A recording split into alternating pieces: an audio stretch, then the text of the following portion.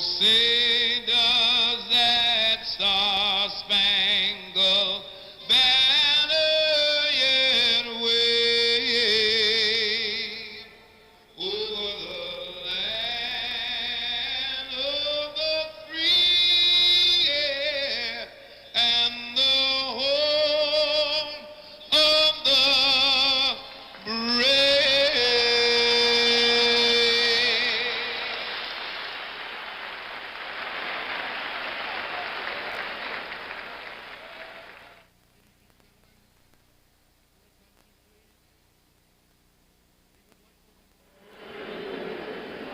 Outgear is home of the Brave.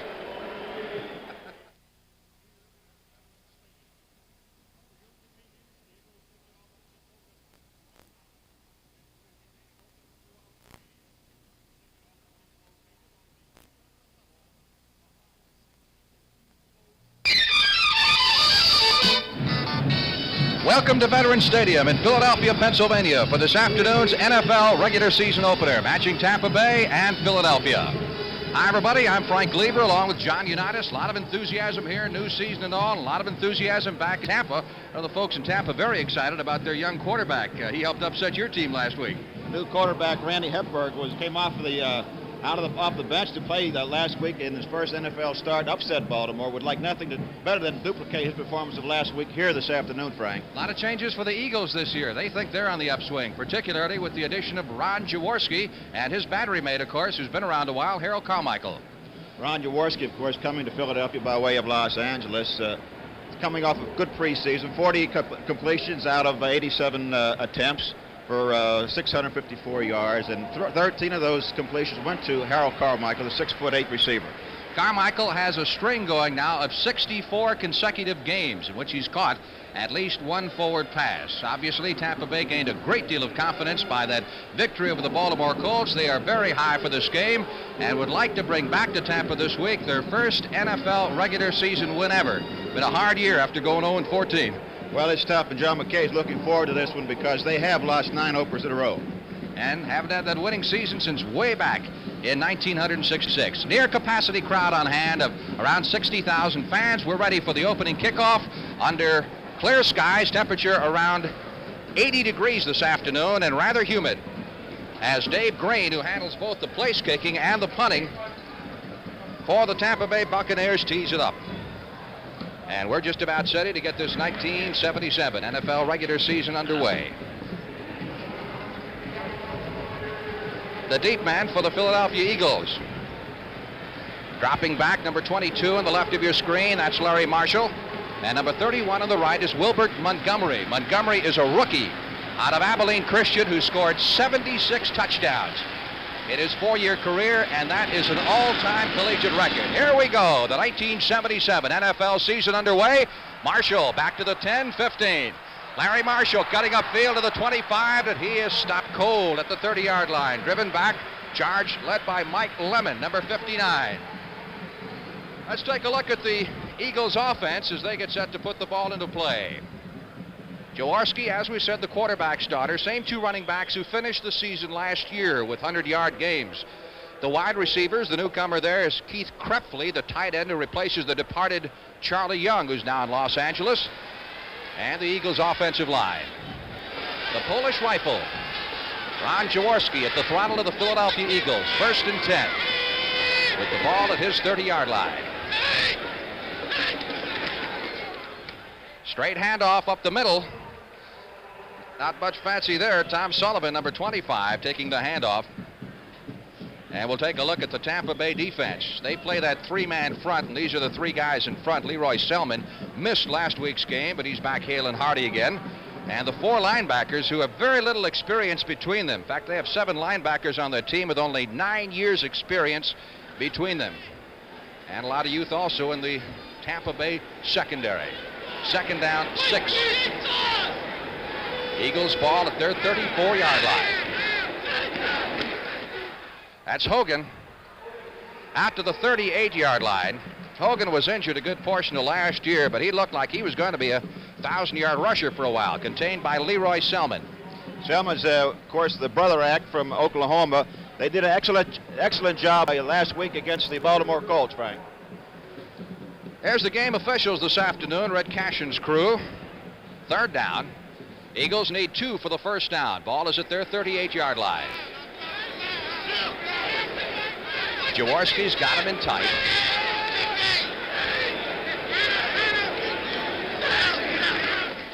Smith in motion, the handoff to Sullivan, and he's contained behind the line. And the Bucs slow him at the 35-yard line for a loss of 3. It was Mark Cotney, number 33, who filled it in from the secondary, and the Eagles will be forced to punt.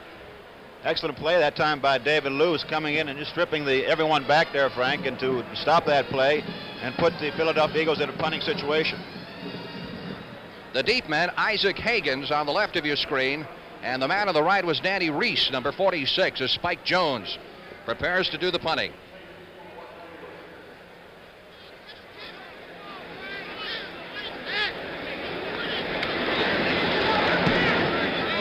Nice kick.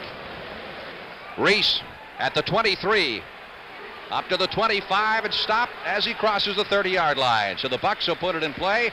1st and 10 from their 32-yard line. Stop made by Vince Papale, number 83. And Papale is a demon specialty teams guy. Watch him here, John. He really loves to get down there just as quick as possible before everything else sets up and get down, force a man back to the inside, keeping control on the outside. As we see him right here coming in, getting ready to make the tackle. There he is on the final tackle. All right, Buccaneers with the ball. 1st and 10 from their 32-yard line. Young man from Minot State, Randy Hedberg, handing off to Ricky Bell, and Bell, the number 1 draft choice in the National Football League, across the 35 to the 39 for a substantial gain. We'll take a look at the offense here as we have a second down situation coming up for Tampa Bay. This is their backfield. Ricky Bell in there along with Ed Williams, who's been around several years. The wide receivers, none of them exactly household names around the National Football League. And the Bucs offensive linemen, they're starting 2 new guards today. Both of those guards are from Oakland and have been obtained in the last week or so. Second down 3 after a pickup of 7 by Ricky Bell. This time it is Williams. He takes it across the 40, and the Buccaneers have a first down at the 44-yard line. Matty Sistrunk made the stop. You saw them last week, and this ball club looked pretty darn sharp. Here's the Eagles defensive linemen. Now, they've gone to that 3-man front too, John. Sistrunk, Lazartich, and Harrison. Lazartich's been around for a while, so has Sistrunk, but they like the 3-man lines because they can put pressure on them. There's great linebackers in it with Bunning and, of course, and Berge and some of the other fellows back there who do a fine job for them. They've got a couple of rookies in that defensive secondary, too. 1st and 10, Buccaneers from their 44. Ricky Bell trying to get outside, and he is contained behind the line of scrimmage at the 43-yard line. Excellent penetration that time by Randy Logan, the strong safety, number 41, who came up to make the stop.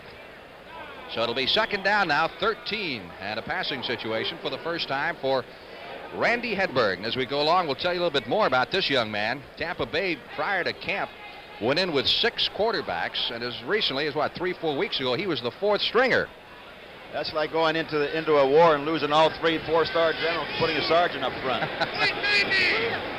Well, they've got a lot of confidence in this young man. Great small college player. Here's Hedberg's first pass to Ricky Bell, and Bell gets it up to the line of scrimmage, and that's about it. The Eagles played it very well, particularly Bill Berge, number 66, and Pete Lazartich, number 73. That'll set up third down, and still about 10 needed for the first down. Take a look at Berge here, John. Berge's been around a long time. A great player with the Cincinnati Bengals and now with the Philadelphia Eagles. Let's watch his drop there as he comes all the way from his inside linebacker position to make the tackle on Ricky Bell. Frank Lemaster, number 55, put some pressure on Randy Hedberg that time.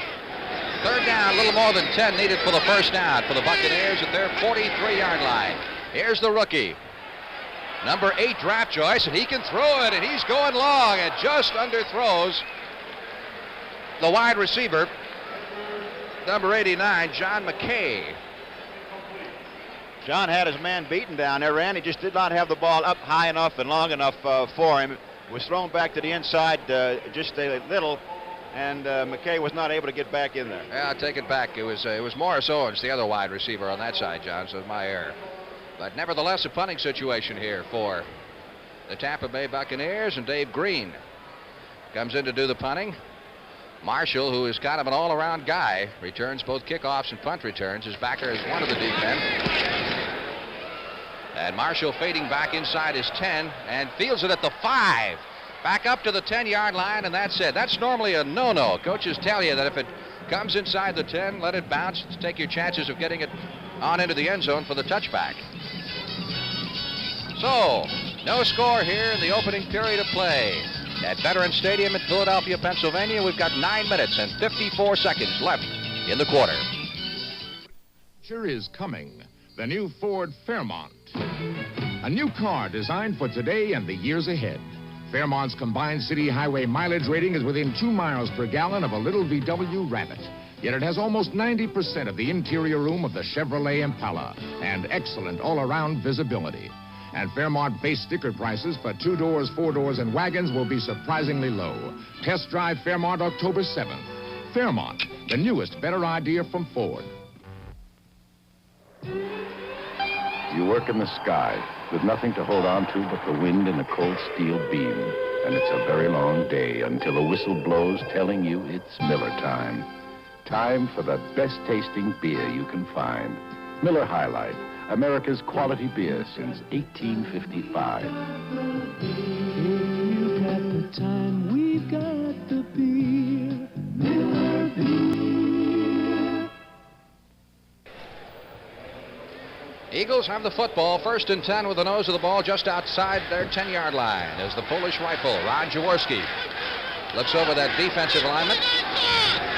Jaworski's been around several years, but he actually hasn't started that many games. This is only his 10th start in the NFL. That's Hogan.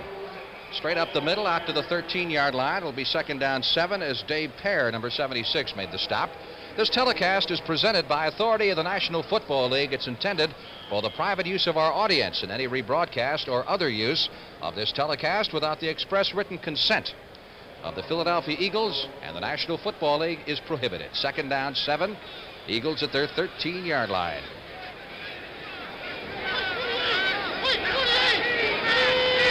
Carmichael to the right side. Charlie Smith is split out to the left. He's looking for Carmichael, and he throws it low.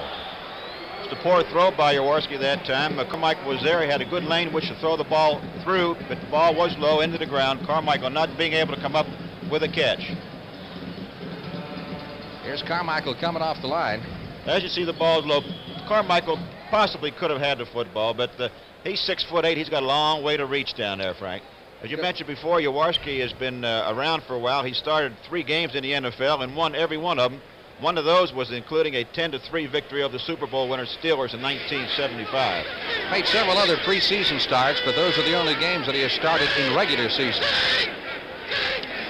Of course, he was in the middle of that Rams mess for a long time. Jaworski over the middle, and he finds the tight end. That is Keith Krepley, number 84, for the 1st down.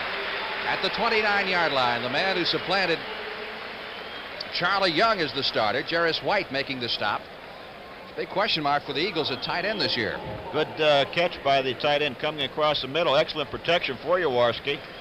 Number 46 right there.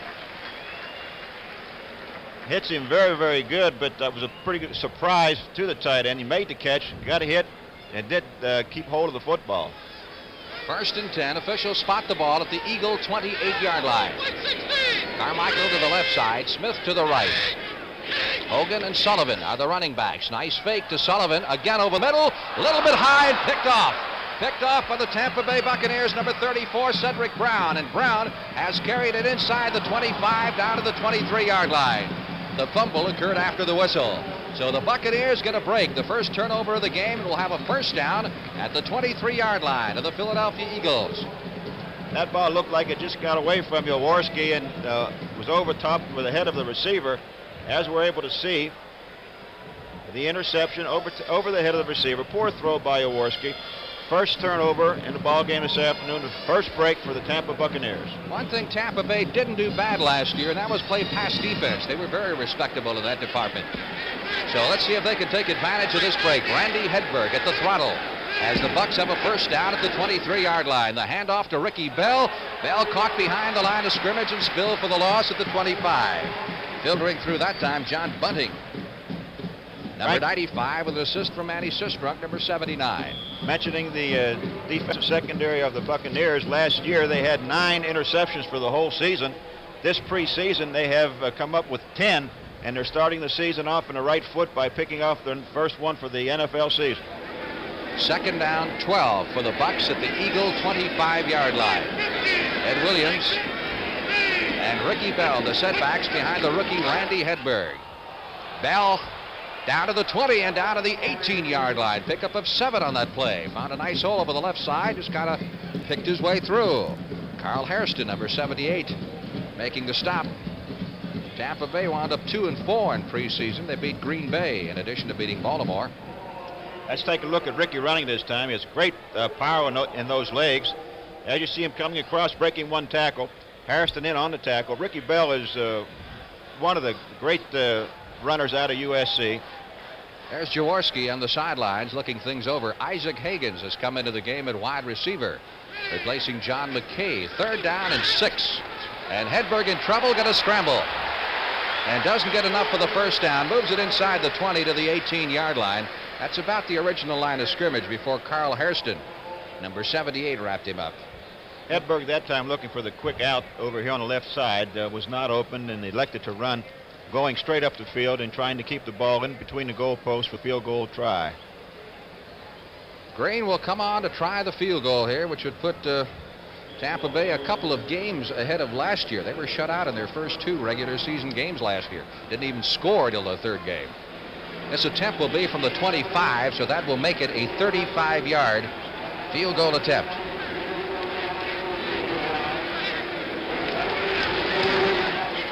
Long enough, but no good. It is off to the right. So Green misfires. The Eagles get a break, and they take over offensively at the line of scrimmage, which will be the 23-yard line. No score in Philadelphia. We'll be back in a moment. You're coming in loud and clear. Must be a realistic CB radio. 10-4, good buddies. My new 40-channel realistic. Radio Shack's got it on sale right now for only $79. I save $60. Best deal I've made all year. And realistic sure is a good brand. 10-4 on that, you can depend on realistic. They've been making them for 16 years. The sale price 40-channel CB by Realistic. Only at Radio Shack. The Tandy Company. Sir, we all know Mobil 1 is the oil that saves you gas. Give me another good reason to buy it. Well, it lasts. And lasts. How long will Mobil 1 last? We drove it 15,000 miles without an oil change. And after all that, found Mobil 1 still protects as well as new ordinary oil. And lasts. Lasts. Mobil 1, the oil that saves you gas, saves you oil changes. Well, you auto racing fans got a big treat on the CBS Sports Spectacular, the Trenton 150. They got quite a lineup of fine drivers, John. They have that. Mario Andretti, Tom Steven, Gordon Johncock. Al Unser and Janet Guthrie also expected to be there next Saturday, 4:30 p.m. on CBS, the Sports Spectacular. First and 10. Eagles operating from their 20-yard line. The handoff is to Tom Sullivan, and Sullivan tries the left side, moves it out to the 24. Richard Wood, number 54, wraps him up. You know, we talked about the youth of Tampa Bay, and they've got to be the youngest team in the league, averaging just 24 years of age. We were figuring it out the other day, and you look at depth, the bench strength, and actually Philadelphia is a younger team than Tampa Bay when you look at the backups only. Second down, 6. Eagles at their 24-yard line. No score, 5:50 left to play in the opening period at Veterans Stadium in Philadelphia. Here's Ron Jaworski. Little out. Hogan to the 27-yard line, bit short of the first down. As they unpeel, a whole host of white shirts in there. Cecil Johnson, number 56, leading the charge. I guess that's what you call your old safety valve, huh? Well, Jaworski going back to throw that time. Tampa went back into a double zone coverage, a sure passing situation, leaving that little halfback to the outside open, Frank, not wanting them to get anything deep on the outside, which Jaworski likes to go to with Carmichael. Third down, 2, and we'll listen to Ron Jaworski call the signals from his 28.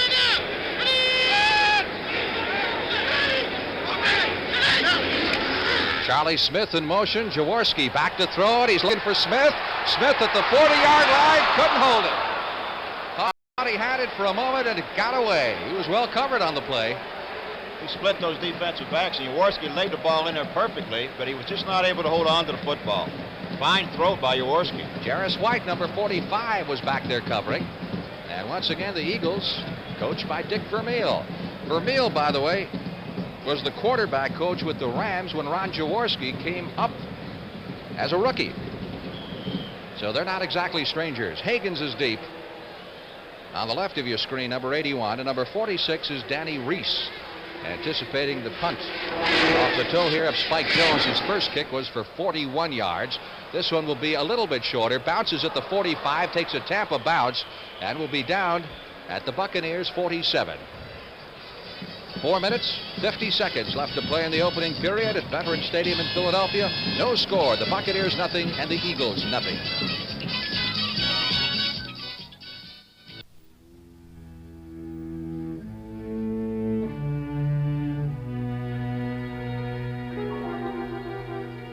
This is one of the highest telephone microwave stations in America, located in the Colorado Rockies, carrying your voices, data, and TV across the country. Stations like this are operating at near capacity, and the cost of building another one like this could reach well over $1 million. So instead of building more of them, Bell Laboratories and Western Electric have made many improvements which save millions of dollars. For example, this special triode helps one station do the work of 3. Even better, it costs less than $50. And we're not just using it here, but in over 2,000 stations across the country. The Bell system, people using technology to help keep down costs and improve service, keeping your phone system the best in the world.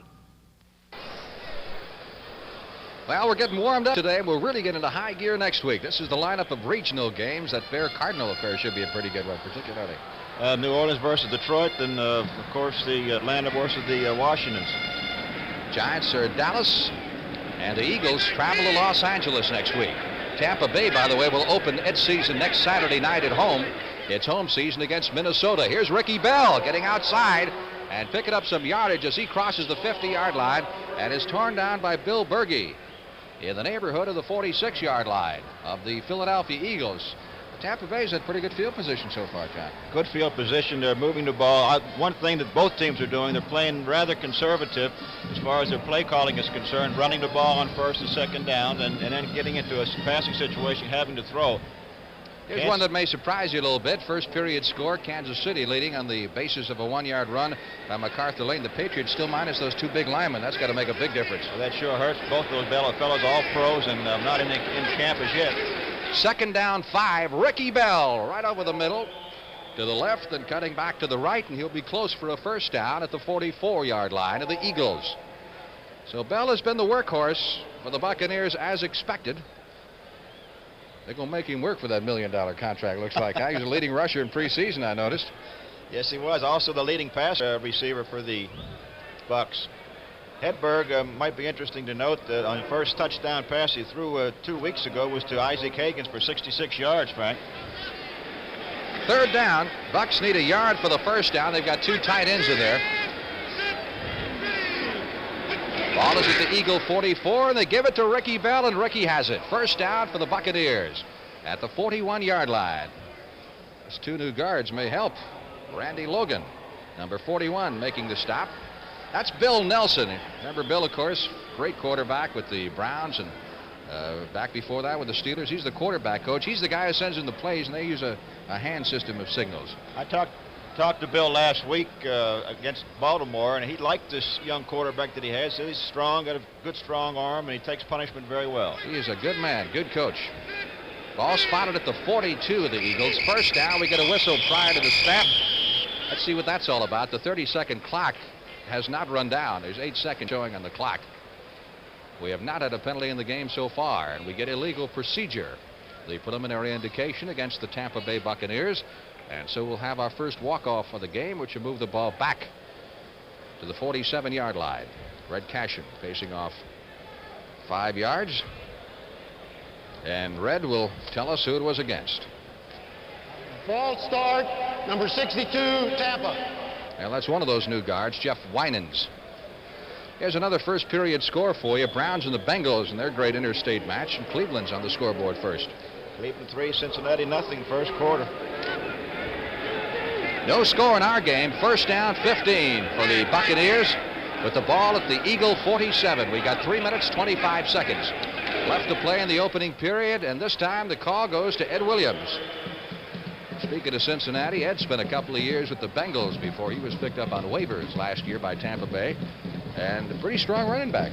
Very strong. I was talking to Bruce Laird last week after the ball game with Tampa, and Bruce said that very strong, his very strong legs, that tackling him is like hitting a tank out there. Just about pulls your fingers right out of joints trying to hold on to him. Made a couple of yards, make it second down, 13 with the nose of the ball just inside the Eagle 45-yard line.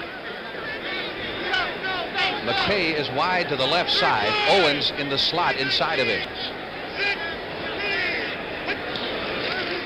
Randy Hedberg behind good protection. Boy, he's got a lot of time back there, and he had a man wide open.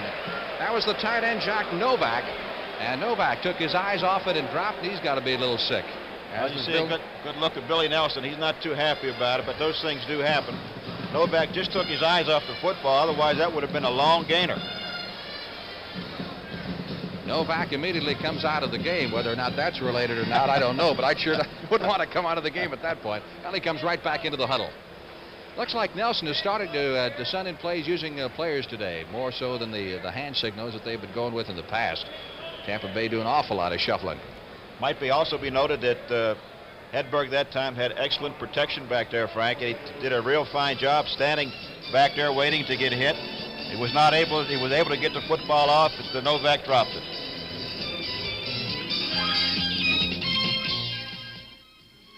Some people say the tuner in a color TV is always going to cause a lot of problems. I say bunk. I helped design Zenith's electronic video guard tuner. Ordinary mechanical tuners have contact points inside that can go bad. You can get snow, flashing, or worse.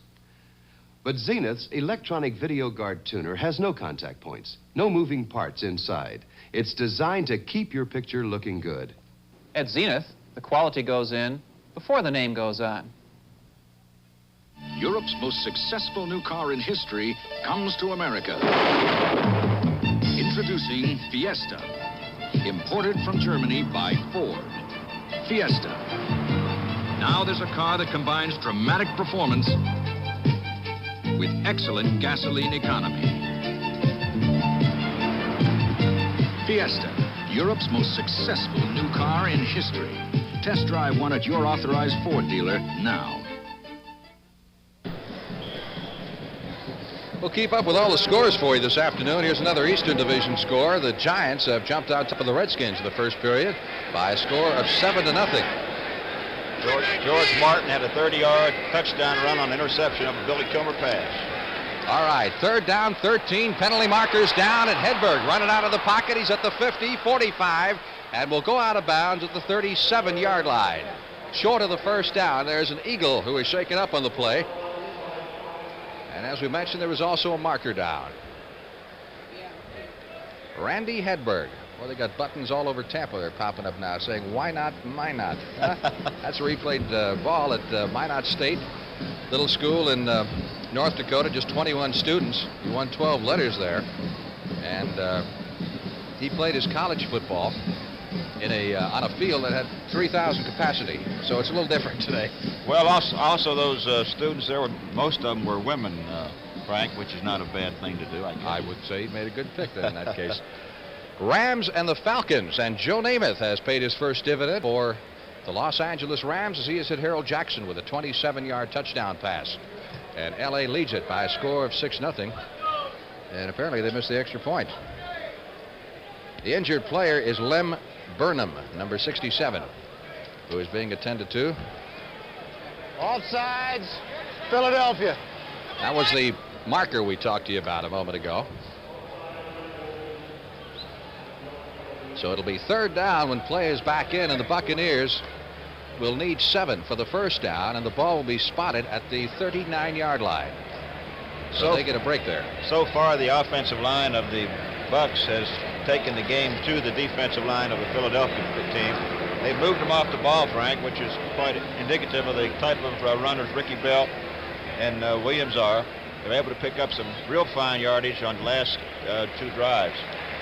Here's Burnham. Burnham is a Marine Vietnam veteran and a 29-year-old first-year man.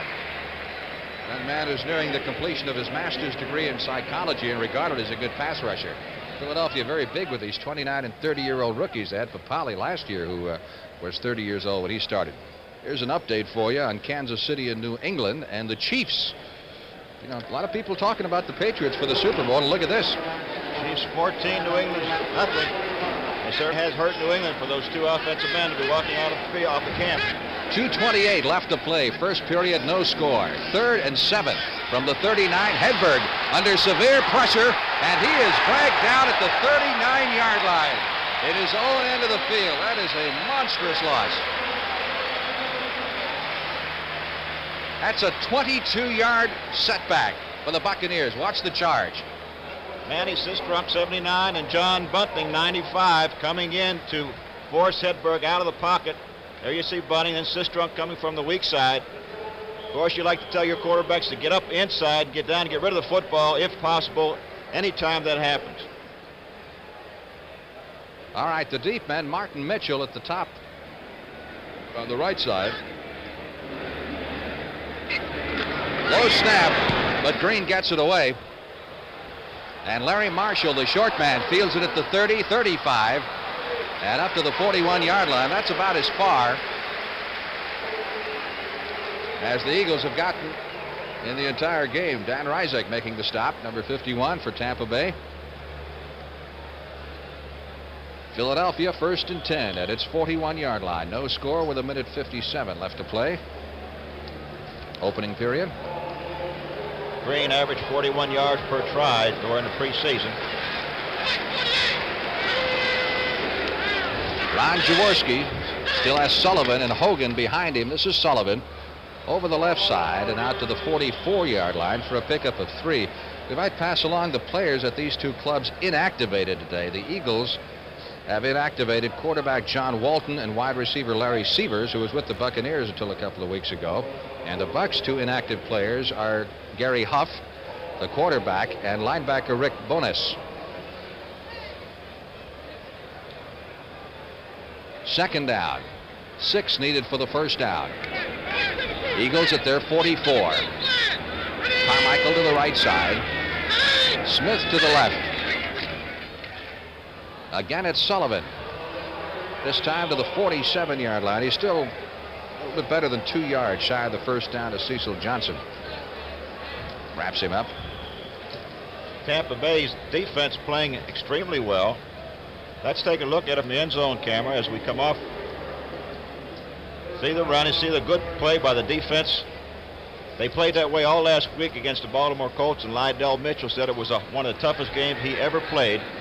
That was last week against the Bucs. Third down. 3 needed for the first down. Eagles at their 47.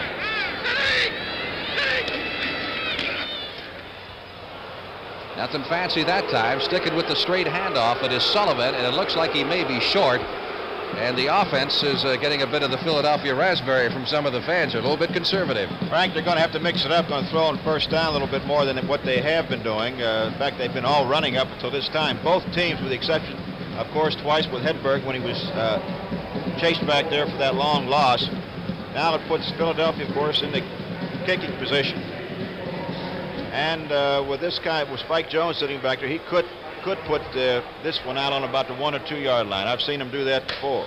The reason he's waving because he wanted the period to end. Perhaps he felt he had a slight advantage as the teams will change positions now for the start of the second period of play. Very slight wind blowing at the present time. No score.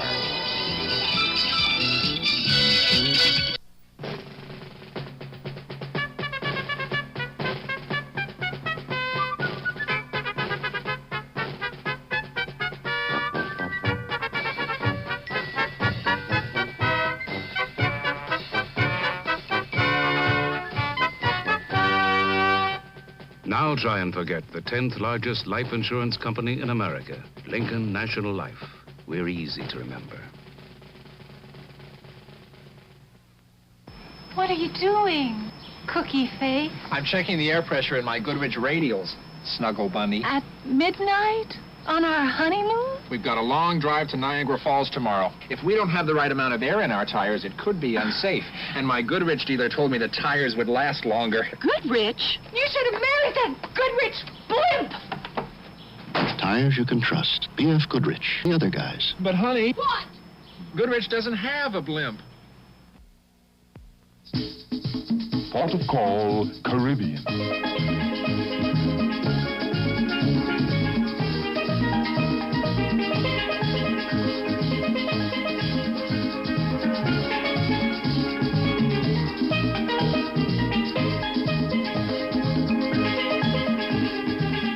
The Navy. See your local recruiter or call toll-free. It's not just a job, it's an adventure.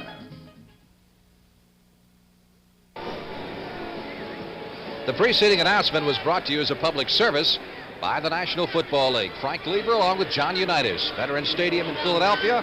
4th down and a yard for the Philadelphia Eagles at their 49. Spike Jones back to do the punting, and it's a fake. And the Eagles pick up the first down. That's Frank LeMaster, a linebacker, is down to the 30 and run out of bounds at the 22-yard line. I'll tell you, Frank, with the moves like LeMaster had, he ought to be playing back in the backfield.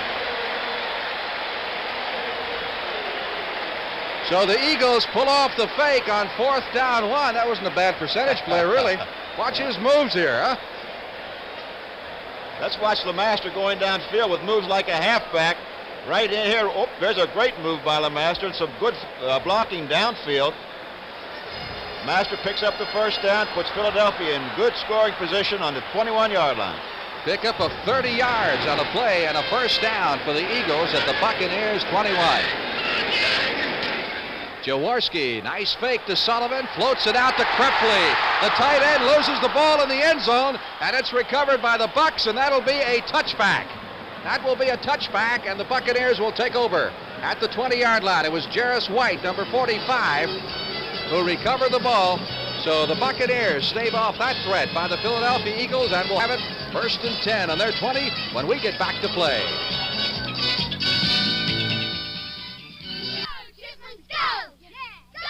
Cold night, Bob. Did you put in the Prestone antifreeze? Prestone.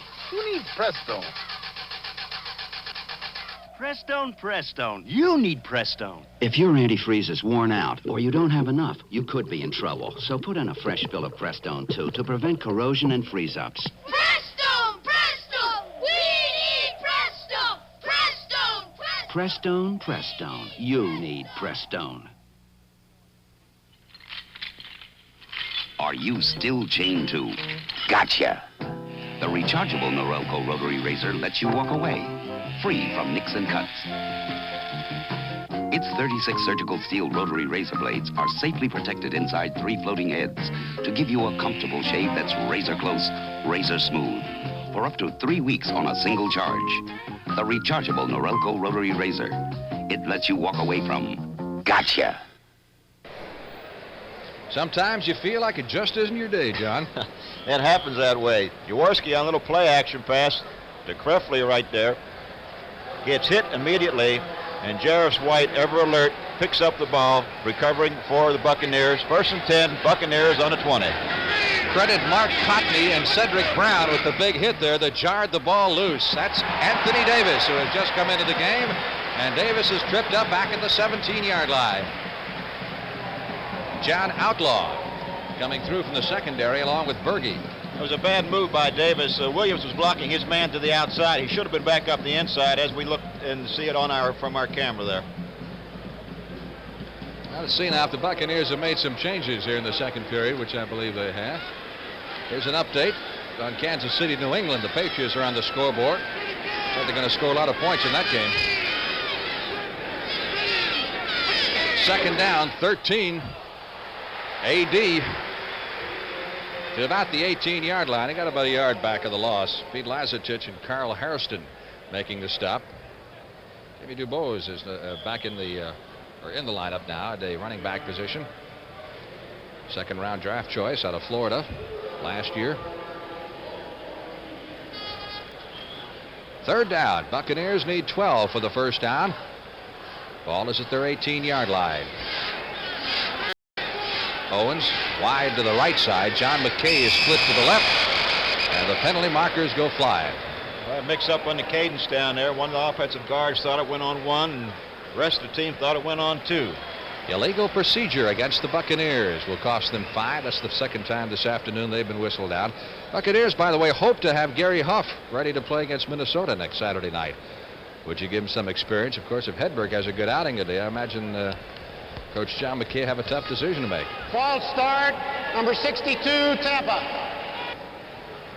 Jeff Winans, who was guilty of the first illegal procedure penalty a little bit while ago, got flagged down again.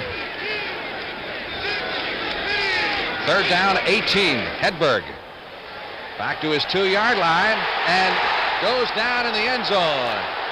Incomplete. Of course, some of the fans would like to see the safety call there, or not the safety, but intentional grounding. Carl Hairston, number 78, really rolling through there, along with Manny Sistrunk, applying the pressure on Hedberg. And now the Buccaneers will be punting out of their end zone. Let's take a look at Harrison coming in there, putting some fine pressure, throwing his man to the side, coming back to the inside. Hedberg did just get the football away. It probably could have been called intentional grounding, but it wasn't. Green has kicked twice for a 42.5-yard average. Standing 2 yards deep. Mitchell is deep along with Marshall. Fine punt, backing Marshall all the way back to his 35. Marshall 40, 45, going for the sideline, and ripped out of bounds in front of the Buccaneers bench at the 49-yard line. Down to Nafziger.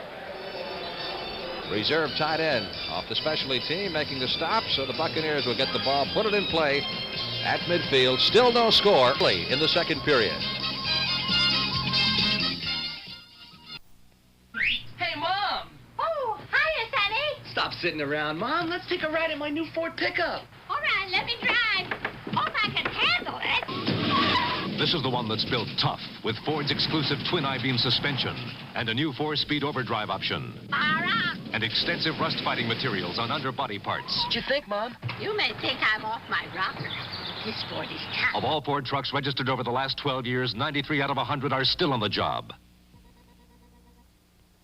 Panasonic invites you to take a picture of a voice with a Panasonic cassette tape recorder.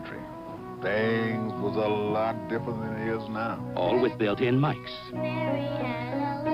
Some with built-in radios. There are pocket models. Should last another 50 years. And even some that record in stereo. Say something. Come on, speak something. So take a picture of a voice with Panasonic. Say something, bark. A one doctor is assaulted by her patient, but she won't call in the police. That's what baffles Rafferty. Patrick McGowan stars as Rafferty tomorrow night. Officials mark it at the 47-yard line in Philadelphia's end of the field. 1st and 10 for the Eagles. Hogan and Sullivan, the setbacks behind Jaworski, the second man. Sullivan takes the handoff, not quite to midfield. Pickup of 2 and Big Dave Pear. Number 76 closes the door for Tampa Bay. Tommy Sullivan's big effort last year was 121 yards against Seattle. That was in the last game of the regular season when they got 100-yard games out of both Sullivan and Hogan. Hogan wound up the leading rusher with 561 yards, even though he missed 3 or 4 games. 2nd down, 8.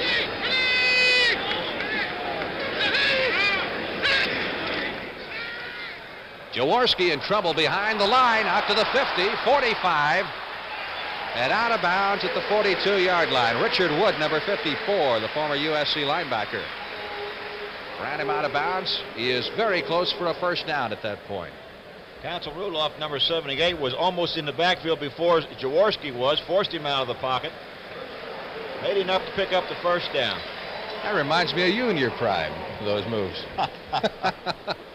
Frank, I look like a runaway camel going downfield without running. Game has changed a little bit, I guess. 41-yard line. Spot of the ball. Tampa Bay's end of the field. First down, Philadelphia.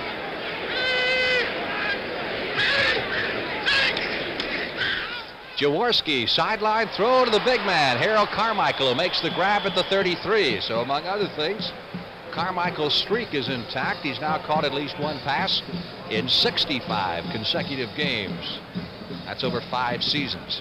Carmichael on a quick out pattern. Jaworski just steps back and fires it up. It's pretty hard to overthrow a man who's 6'8" out there. Washington making the tackle. That takes it down to the 34-yard line of the Buccaneers. Second down, 3.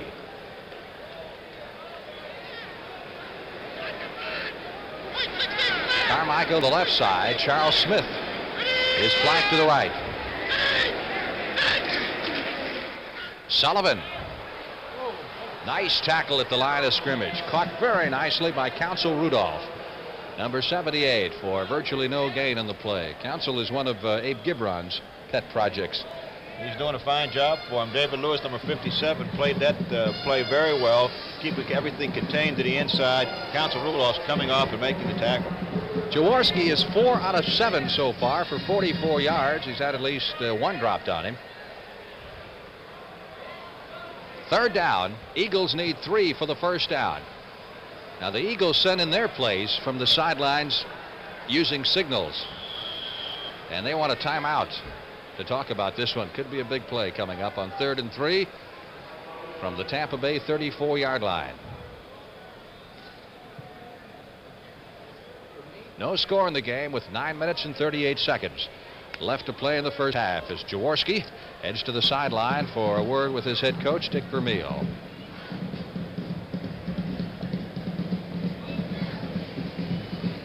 So a little strategy conference.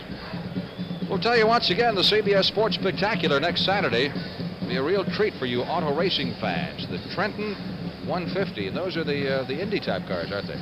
Yes, they will be very interesting because you have Mario Andretti, Tom Sneva, Gordon Johncock out there racing, and those fellows push the pedal to the floor. Absolutely. Sneva has already clinched the 1977 USAC driving title. Al Unser is entered. Janet Guthrie will also be on hand. You can see it live next Saturday afternoon on the CBS Sports Spectacular, 4:30 Eastern Time.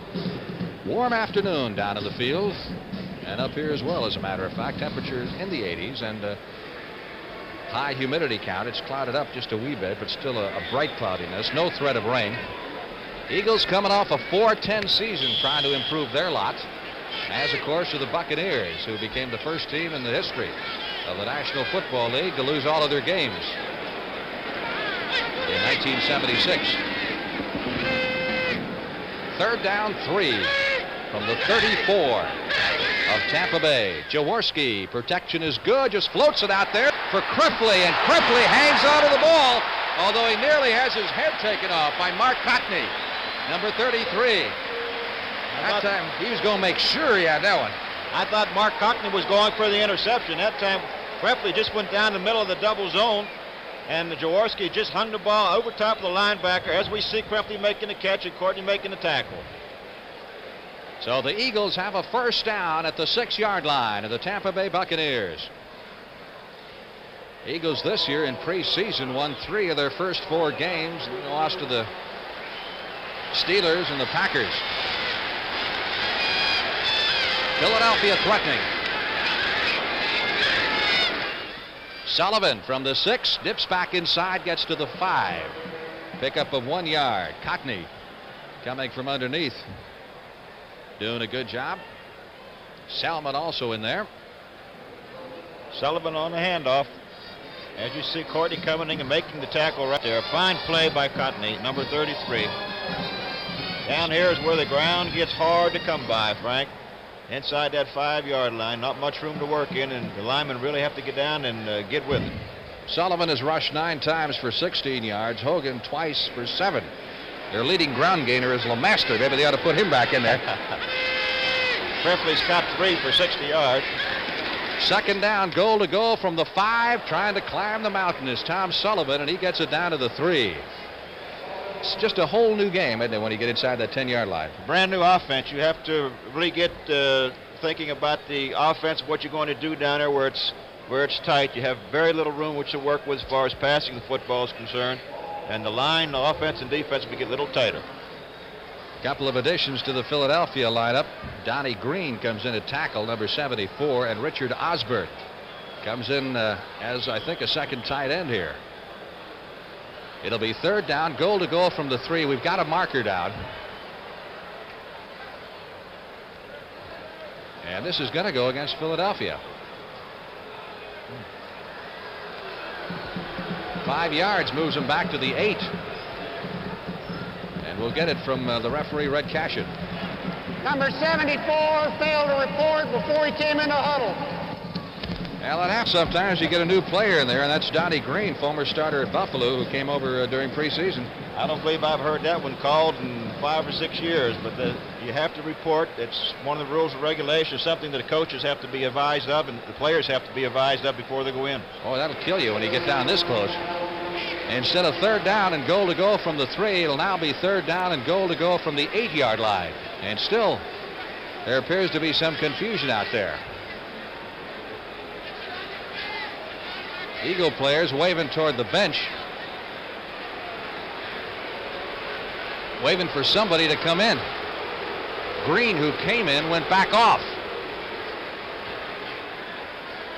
Well, get out the rule book.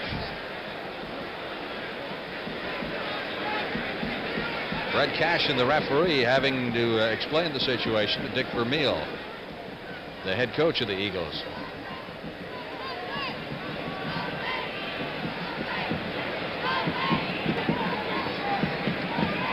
All right, Green's going back in now. There's some question as to whether or not he has to stay in the game for at least one play after he reports. You're right about that, Frank. It's just like a man bringing a play, and he can't bring it in and then take off and go back out. He has to stay in for that play. 7 minutes, 33 seconds left to play in the first half. Third down, goal to go. Philadelphia at the Tampa Bay 8-yard line. Hogan and Sullivan are the setbacks. Smith and Carmichael, the wide receivers. That's Krepley, the tight end, in motion. Jaworski in trouble, floats it out, and he's got Sullivan by himself for the touchdown. He just waited and waited, and all of a sudden Sullivan found himself 10 yards away from everybody. You don't think he kind of shot-putted that thing? That was a little broken play. Jaworski goes back looking to the inside, Carmichael, then decides to run. As you see, the linebacker, number 56 of the Buccaneers, comes off the play, Cecil Johnson, to get Jaworski, and of course Sullivan continues to run his pattern. Jaworski just dumping it, as you said, shot-putting it over top of the head of the linebacker. So the Eagles have scored with 7:26 left to play in the first half on the 8-yard touchdown pass, and Horst Muhlman is their place kicker.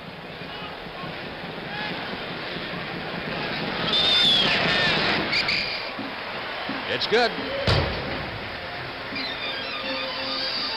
The Philadelphia Eagles lead the Tampa Bay Buccaneers, scoring their first touchdown of the season.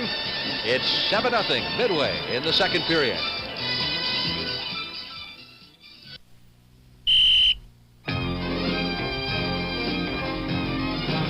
When you're a lifeguard, you practice all you can, because saving a few seconds may save a few lives. But now comes Miller time. Time to head for the best tasting beer you can find. America's quality beer, Miller High Life. If you've got the time, we've got the beer. Miller beer. To make it in this business, you got to stay one step ahead of everybody else. So I've got something nobody else has. Sunoco's penny pinching pump. It could save you money on quality gas, like my 190, the gas that's made to sell below my regular. And most cars that run on regular can use it. Hey, if I don't want you to pass me by, I got to give you a price you can't pass up. Sunoco's penny pinching pump can fill up your tank for less. That's my way of being very friendly.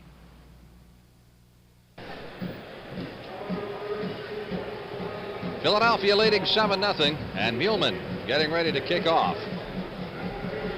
One of the fine place kickers in the National Football League. He was 10 out of 10 last year inside the 40-yard line in field goal attempts. Tampa Bay will be going with Anthony Davis. Number 28 is one of the deep men, coupled with Isaac Higgins, number 81.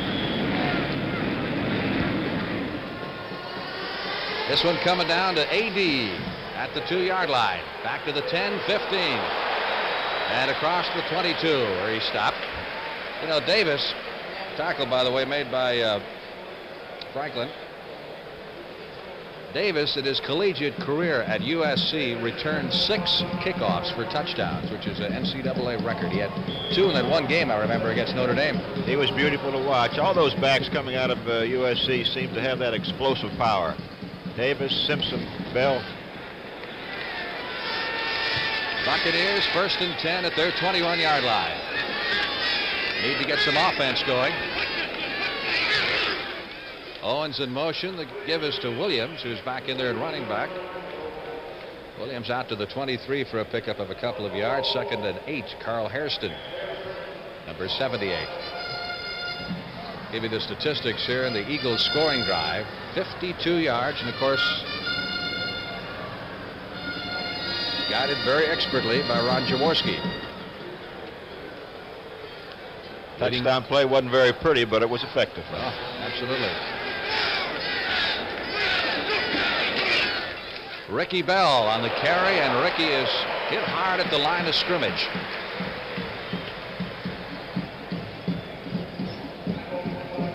Tom Sullivan on the receiving end of that touchdown pass a moment ago from Ron Jaworski. 3rd down 7. Tommy Sullivan was a 15th round draft pick by the Eagles in '72. 52 running backs were selected before he was. There's only 6 of them still remain in the game. One problem with running backs, you don't stay around too long. Constant pounding. Hedberg going for the sideline throw, and it is almost picked off. Almost intercepted by John Outlaw. Hedberg has 1 completion so far in 5 pass attempts for a total of 2 yards. Frank, they're waiting too long to throw the football as far as the Buccaneers are concerned. They're waiting till 3rd down to throw it, and they're throwing into real tough coverage back there with 8 people back in the secondary, only 3 putting a rush on. I believe that they're going to have to go to the throwing the football on 1st and 2nd down and mix it up a little more than what they are now. Green punting. Martin Mitchell is deep, along with Larry Marshall. Marshall at the 45, hit at the 47-yard line. Belted pretty good that time by number 56, Cecil Johnson. So the Eagles will put it in play near midfield. We'll remind you once again that we've got a great lineup of regional games next Sunday. Depending on where you happen to be, you'll be seeing one of these games. Redskins will be down in Atlanta. Giants will be in Dallas. And these Philadelphia Eagles travel to Los Angeles to take on the Rams. That's next Sunday afternoon on CBS, preceded, of course, by the NFL Today. Sullivan about the line of scrimmage, running into Johnson. I'll tell you, Johnson's made himself known. He has, and Cotney is up there as well, turning the play back to the inside, which, of course, allowed Johnson to make the tackle. He's one of those very active linebackers. He was a free agent who saw a little bit of action from the Steelers before coming to Tampa Bay.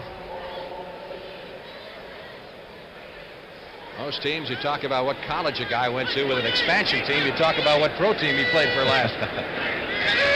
There's a good many of them are still left from the veterans draft. Here's Jaworski under pressure and hugged to the earth back at the 28-yard line by Leroy Selman, number 63. There's a guy who makes a difference in the pass rush of Tampa Bay. They had something like 20 sacks.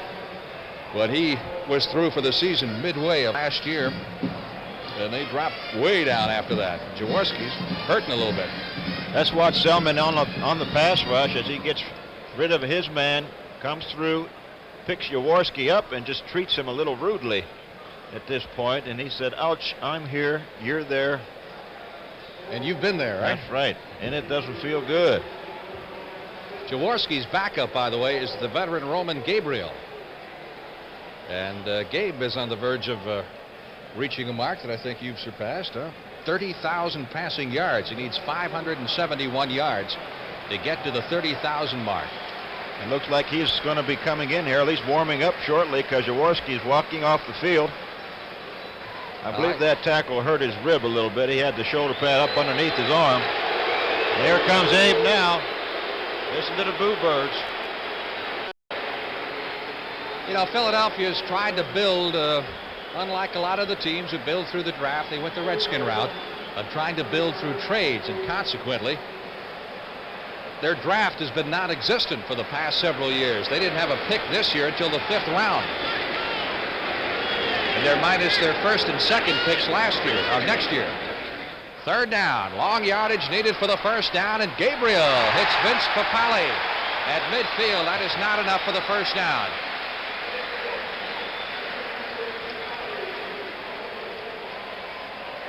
Vince Papale, number 83, the second-year wide receiver. Take a look at Gabriel on his first shot at playing this afternoon. A fake draw to the halfback to try to hold up a linebacker. Going back, finding Papale. This goes down and makes a little turn inside. Not enough for the first down. It'll be 4th down, and Philadelphia must turn the ball over to the Buccaneers. 4th and 7 from this point. They faked last time. Of course, not this time. Spike Jones angling toward Higgins. Higgins at the 15-yard line gets away from one man. Higgins trying to get out of the way of one of his own blockers. Is pinned at the 15-yard line. So the Buccaneers will take it from there. Want to remind you again about the big auto race on the CBS Sports Spectacular next Saturday afternoon, 4:30 p.m. Eastern Time. You'll see the Trenton 150 Indy-type cars. Some of the big names in racing, the biggest names will be on hand, including Mario Andretti and Gordon Johncock, Tom Sneva. Gordon's actually listed as a possible starter. He won that event last year. Turned out to be a 200-miler, but was shortened due to rain. Jaworski loosening up on the sideline, so he may be back in there. Buccaneers 1st and 10 at the 15-yard line. The handoff to Ricky Bell. And Bell gets maybe a yard. Eagle defense has been tough. Buccaneers playing very conservative so far. They have not thrown the ball as many times as they would probably like to have thrown it, but Coach Nelson decides to stay with the running game and try to get that started. Art Toms made the stop. He's been the workhorse for the Tampa Bay Buccaneers this afternoon. Still in the first half of play, he's carried 10 times for a total of 24 yards. It's the bulk of the Tampa Bay ground game. 3rd down, 7. Art Toms in on a tackle last time. Playing very well. If you look around this league, you see a lot of Oakland players on all these other teams, Frank. Bucks go with 3 wide receivers on 3rd down, 7. Hedberg looking for his second pass completion for Owens, and Owens made the grab and went out of bounds. Or did he? Oh, the official was over there. He's saying it's no good. It was a fine throw by Hedberg. It was close, but apparently he stepped out of bounds as he pulled in the ball. Let's see if we can't get a closer look at Owens this time. The ball was thrown perfectly.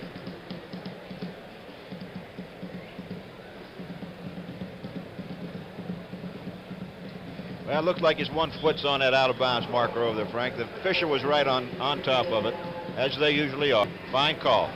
4th down, 7. We've got 2 minutes and 35 seconds left to play in the first half. Bucks are backed up to their 19, and Dave Green will punt it away. Line drive type kick. This is Mitchell. Matt Mitchell fumbling. Loose football. Who's got it at the 32-yard line? A mad scramble for it. Anybody's ball. And the Eagles get a break as they recover at their 35-yard line. Looked like Mitchell didn't want to handle that thing at all. Like it was a hot potato. Larry Mucker, number 87, was down there to force the fumble. He came back for it and kicked it himself. That ball will take some funny bounces out there.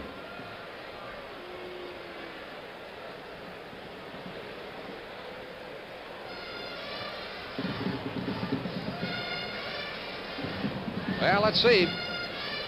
We'll look at it again. They're going to give it to Tampa, I think.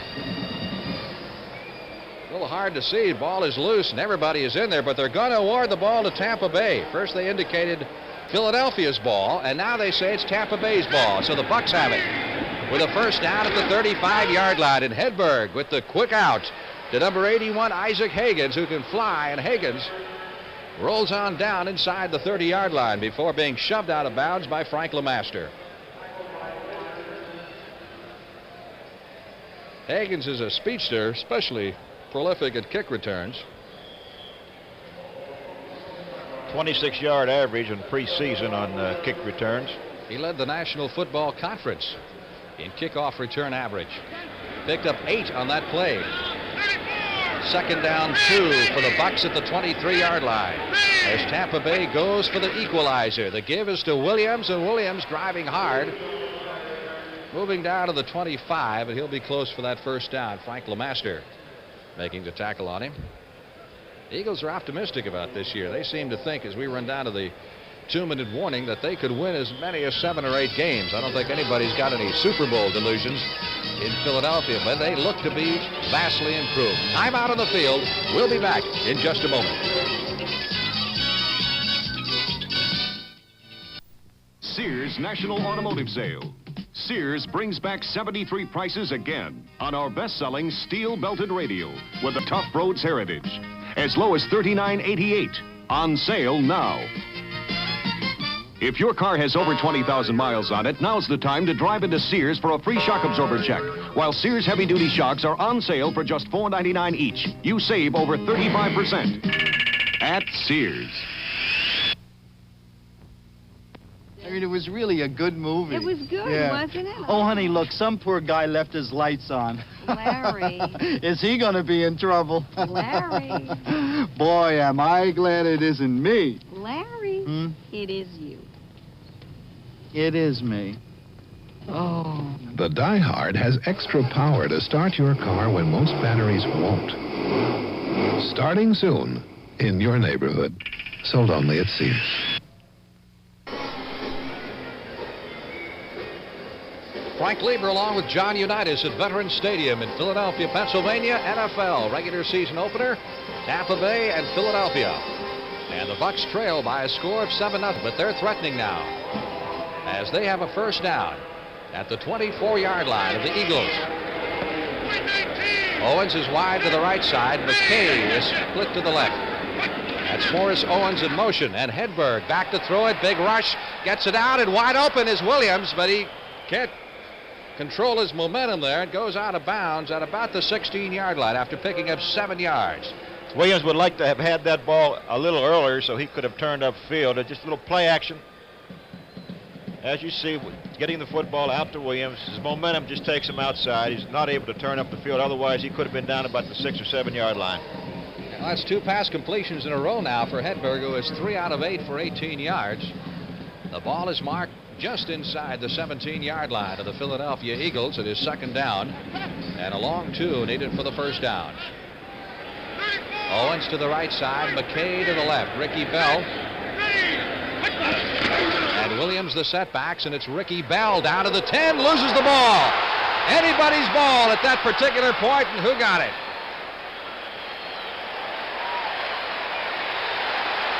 Eagles recover. Looked like Carl Hairston, number 78, made the recovery. Bell reaching the 10-yard line. The ball squirting backwards, and watch the wild chase for it. He takes a real good shot right in here as you see the ball come out. Bell is not able to hold on it, and let's just watch now who's going to come up with it. Bell made a great effort to get back to it. Couldn't quite do it.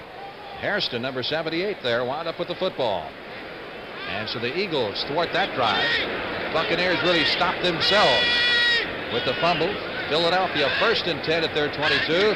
And Jaworski is back in there at quarterback. So he missed just actually just a couple of plays. Looks like they're going to play it conservative, Frank. Not going to worry about the 2-minute offense. Just run the clock out and be happy to go in the halftime with a 7-0 lead. Second down. Ball at the 22-yard line.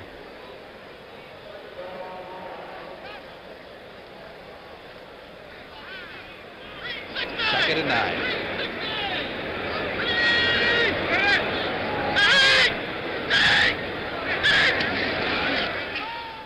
Hogan. Great balance. Almost to the 40-yard line. Leroy Selman in pursuit made the play. Clock continues to run. And now they're going to stop it with 52 seconds. Mike Hogan, who was the first rookie to lead the Eagles in rushing since Billy Barnes did it in '57. Let's take a look at him. Good balance, going to the outside and then coming off that tackle, keeping his balance and going downfield. Hogan was not a high draft choice last year. He was quite a surprise. Another look at the play. As we watch Hogan maintain some good balance out there, good leg drive. Mike Hogan, who gained 561 yards last season, was the tops on the ball club. Eagles calling the timeout here as they're now in position where a couple of passes might get them in position to try a field goal prior to the end of the half.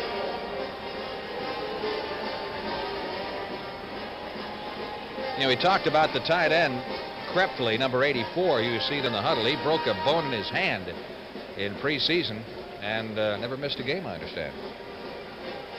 Well, that's kind of tough to catch the ball with one hand, but if anyone can do it, he can. If he comes through for him, then that makes the deal involving Jaworski really a great deal for Philadelphia. Really fine one because Charlie Young, I don't know if they ever signed Charlie Young at L.A. yet, have they? I think they did, yeah. They finally did just before, a couple weeks before the season started. 1st and 10. Eagles from their 38-yard line, and Jaworski to Carmichael. And a beautifully timed hit, that time by number 45, Jarris White, who rocked Carmichael and got there just as the instant the ball did. Thing popped up just like a cork out of a bottle. Jarris White did hit him very hard. I think Carmichael felt he should have had that football. I know that Jaworski did. He's kind of upset about it. But those defensive backs are taught to strip the ball away from the receiver whenever they can. 2nd down, 10 for the Eagles at their 38. Jaworski under pressure. Penalty marker down as he hits Krepley over the middle at the 45-yard line for a pickup of 7 yards. Richard Wood, number 54, making the stop. There's the time remaining in the first half. And we had a marker down.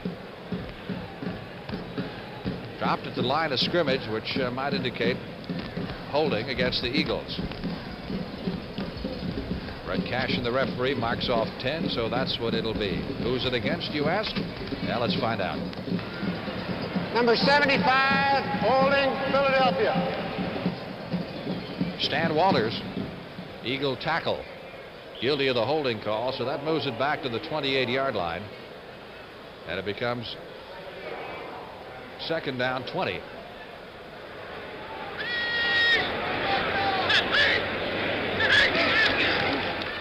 Again, penalty markers flying all over the place as Jaworski gets rid of it to Sullivan, and Sullivan is bulldogged at the 32-yard line by Cecil Johnson.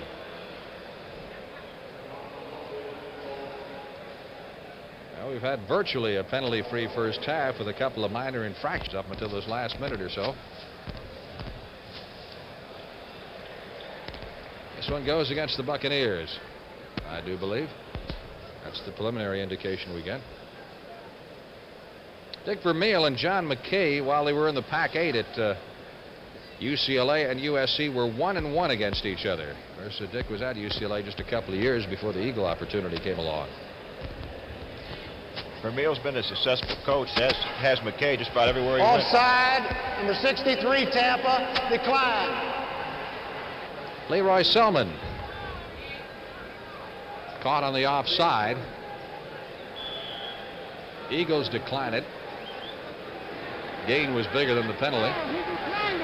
Ball is at the 34-yard line. It is 3rd down and 16.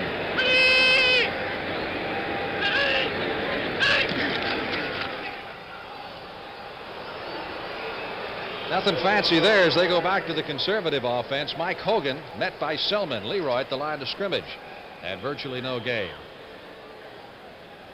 So now Tampa will call time, which will give them at least an opportunity to return the punt before halftime.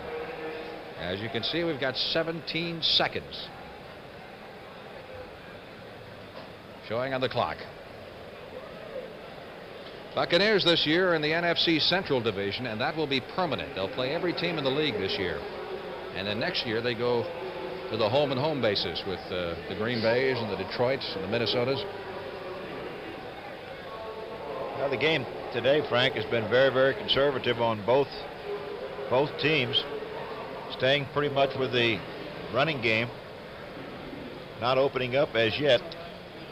Let me ask you, how would you attack a three-man front? I mean, when you played quarterback, now that three-man thing wasn't such a big deal as it is today. It's not. It's a lot bigger now than it has been. I would still throw the football on first down, mix it up with your running game. And a lot of coaches feel that you can run a lot easier against that three-man front, but you also remember you have linebackers standing off there who do fill the gap, and the three-man front really messes the blocking assignments up for your offensive team. Big rush by Tampa Bay. They had 10 men up there. Whoa! Getting loose momentarily was Isaac Higgins. And then the lights went out at about the 35-yard line. 6 seconds left. It was Mitchell who came down to make the stop, as Tampa Bay, utilizing the maximum rush there, thought they might get a break. Be interesting to see here whether Hedberg goes for the long ball or just is ready to run the clock out. What do you got to lose here by going for a long one? Not a thing. Even if it's intercepted, you should be able to make the tackle.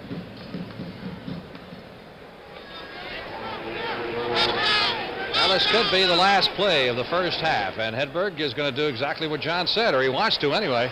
Sees an opening, though, and going to run it, and that's going to be it. Time has run out in the first half of play as Hedberg wisely steps out of bounds. No sense in risking life or limb in that situation.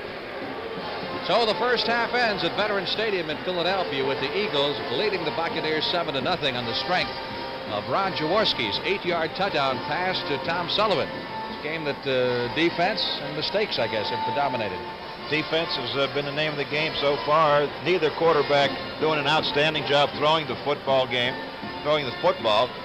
Greffley has made some very important catches for Jaworski. Carmichael's dropped the ball a few times. Not just kind of a ho-hum football game to this point. But you can never tell what the second half will bring, because these two teams are fairly evenly matched, and each would like a victory very badly to start the 1977 season. The Buccaneers just to get a league victory under their belt, because they know it's got to come sometime, right? But on the other hand, the Philadelphia Eagles did win 4 last year, and they feel that they can be at least not exactly a dark horse factor, but a surprise factor in the Eastern Division and knock off some of the teams that might not be looking for them. They have the ability to do that, and of course they're fighting that 9 straight year loss here as a openers. And Philadelphia with Jaworski, who's had a good preseason, and the backup in Gabriel, and saw a little bit of him earlier. It's a good football team. They have some good defensive players. The addition of the 3-man rush and 4 linebackers sitting back there, I think has helped them quite a bit. It gives them some good help in their secondary. You know, Hedberg has been off to a slow start. He might expect for a rookie in his first game, but I can't help but liken it to your situation when you came in. You were a free agent. He was a low-round draft choice. But here he is filling in for a quarterback who was injured, which you did when George Shaw was injured, and they didn't get you out of there for 17 years or something like that. Frank, he's playing a lot better than I did when I first came in. I came in the ball game in Chicago in '56. We were ahead 21-7, and when I was finished playing that afternoon, we had lost 57-21. That was the way you started, huh? That's the way I started. So wonder you were around the second week then, huh? The first pass I threw went 53 yards for a touchdown the other way. Are you serious? That's right. That's something out of the book that we never knew about, John. That's right. J.C. Caroline, I remember him well. He picked the first one off I threw, and I had the audacity to try to catch him. Well, somebody had great faith in you, didn't they, to hang on to you after that. Halftime here at Philadelphia as the halftime entertainment gets underway before the crowd of 60,000 fans or so. It's just under capacity, which is the first time in quite some time that the Philadelphia Eagles have not sold out for a regular season game. They had some 4,000 or so tickets left as of Friday, and they had hopes perhaps of getting it close to sellout status by game time today. There's our score. Philadelphia 7, Tampa Bay. Back in a moment. Unitas, this is Frank Lieber, Veterans Stadium in Philadelphia. And the second half not that far away. Those are the Swashbucklers. That's the Tampa Bay drill team, and they and the Tampa Bay band, the Buccaneers band, made the trip all the way to Philadelphia. Kind of a surprise for their football team. I've never heard of that in pro football. A band that would travel this far to go to a game, huh? No, very seldom have I ever heard of it, Frank. Even back in the old days, you used to get a shot of Jaworski on the sideline. And his opposite on the Tampa Bay Buccaneers, the young rookie quarterback from Minot in North Dakota, and that, of course, Randy Hedberg, who's been at the throttle of Tampa Bay in the entire first half. Hedberg 3 out of 8 for 18 yards, and Jaworski in the first half of play was 7 out of 11 for 85 yards. Here are the halftime statistics, team stats. Yards passing, Buccaneers in the hole in that department. Not too much difference, except the total yardage, 158 to 46. Let's see if they don't open this game up a little bit, a little more than what they had in the first half, Frank. Anthony Davis, one of the deep men. High kick and very short. Davis moving up on it at the 15-yard line. AD's across the 25 to the 30-yard line. Creamed at the 32. Wilbert Montgomery made the stop for the Philadelphia Eagles. So let's see if the Bucs, as John says, open up that offense. You feel they got to throw a little more in first down, huh? I think they do. They have not done it. They did not do it this first half. And, of course, Hedberg does have the arm, and you can't blame him because he's not calling the plays. Coach Nelson on the sideline is sending the plays in. I think he has to open the game up and throw the ball on first down in order to pick up some yardage and then keep a run-pass situation going for himself. Well, we get markers all over the place prior to the snap. In fact, Hedberg has a tough time trying to pull away with that snap. Manny Sistrunk came hurtling through, but it's going to go against Tampa Bay for illegal procedure. So the Bucs wind up 5 in the hole before they even run the first play of the second half. We'll get the word here from the referee, Red Cashin. False start, number 70, Tampa. It's Darryl Carlton, the tackle that they got from the Dolphins. First down, 15. Buccaneers at their 27-yard line. McKay to the left side. Morris Owens is split to the right. Ricky Bell gets the call. And Bell to the 29 for a pickup of 2 yards. Ricky, 11 carries for 30 yards in the first half. Williams had 4 carries for a total of 14 yards. Lazatich making the stop. Not much offense being shown by the Buccaneers to date. As we see, Nelson sending in another play. It's a passing situation. Let's see what he decides to go with. And again, he's going to be throwing into that 8 men back in that secondary, which makes it very tough.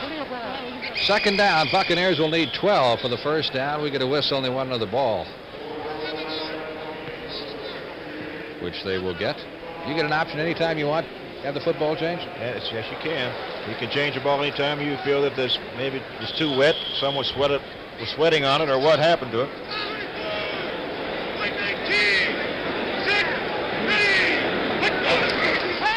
Man from Minot back to throw it, standing strong in the pocket, just deflected at the last moment by Terry Totolo, number 58. It was intended for Morris Owens, number 85, at the 40-yard line. It was a good play by Totolo. Watch Owens come down the field as he comes across the middle, right in front of Berg, and Totolo did get a hand into it. It would have been right on the money. Third down, 12. In case you're wondering, O.J. Simpson, to compare Ricky Bell with him, O.J. in his first game ever for Buffalo carried 10 times for 35 yards. So Bell approaching that figure right now. Hedberg on 3rd and 13 is excellent protection. Floats it out and over the head of the intended receiver that time, the tight end Bob Moore. Eric Johnson, number 49, was back there. The rookie had a shot at an interception for Philadelphia. So the Bucs are stopped again. And it's beginning to look like the problems they had last year moving the football are surfacing once again as the 1977 season begins. They scored less points than any team in the National Football League. Mitchell is back deep. He was on the right, and Larry Marshall on the left. Marshall last year the number 5 punt returner in the NFC. And Marshall will try to field this one and does at the 40, loses it. Ball is loose. Who's got it? Picked up by Tampa Bay and run out of bounds at the 10-yard line. But hold everything. It's going to be a Tampa Bay recovery. It was Dana Knapziger, number 83, who picked it up.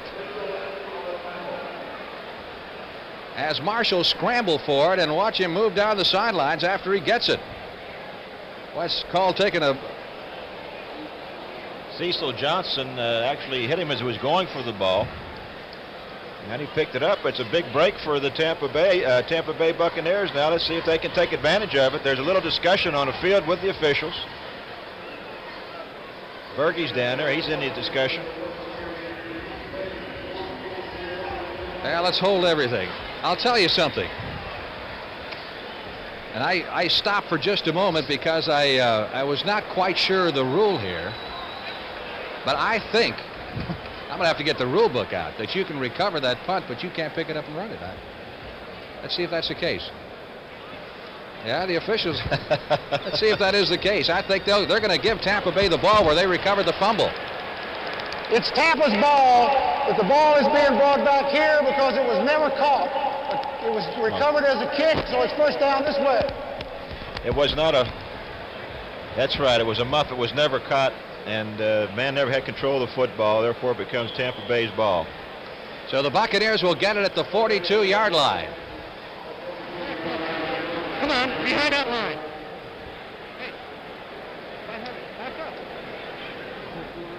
Well, Red Cash and the referee talking to players on both sides. I think Red has forgotten to switch his mic off, so we may hear something that we should hear. Could make it interesting. Ball is at the 42-yard line of the Eagles. The recovery stands, but the run back doesn't.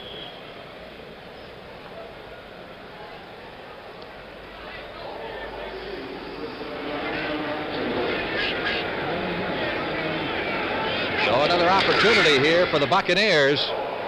Pitch out to Ricky Bell, and Bell caught behind the line of scrimmage. First of all, by number 79, Manny Sistrunk, who got him by the jersey and held him until the reinforcements arrived in the person of Art Toms. Sistrunk just beat Bell to the line of scrimmage, came through the defensive end's position, came right down the line and caught Bell from behind. Pickup of a yard in the play.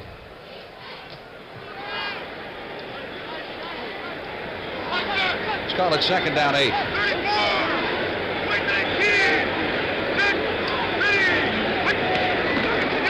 Hedberg looking right, then left, then finally firing it to Ricky Bell inside the 30. And the Buccaneers have a first down at 28-yard line as Frank LeMaster makes the stop.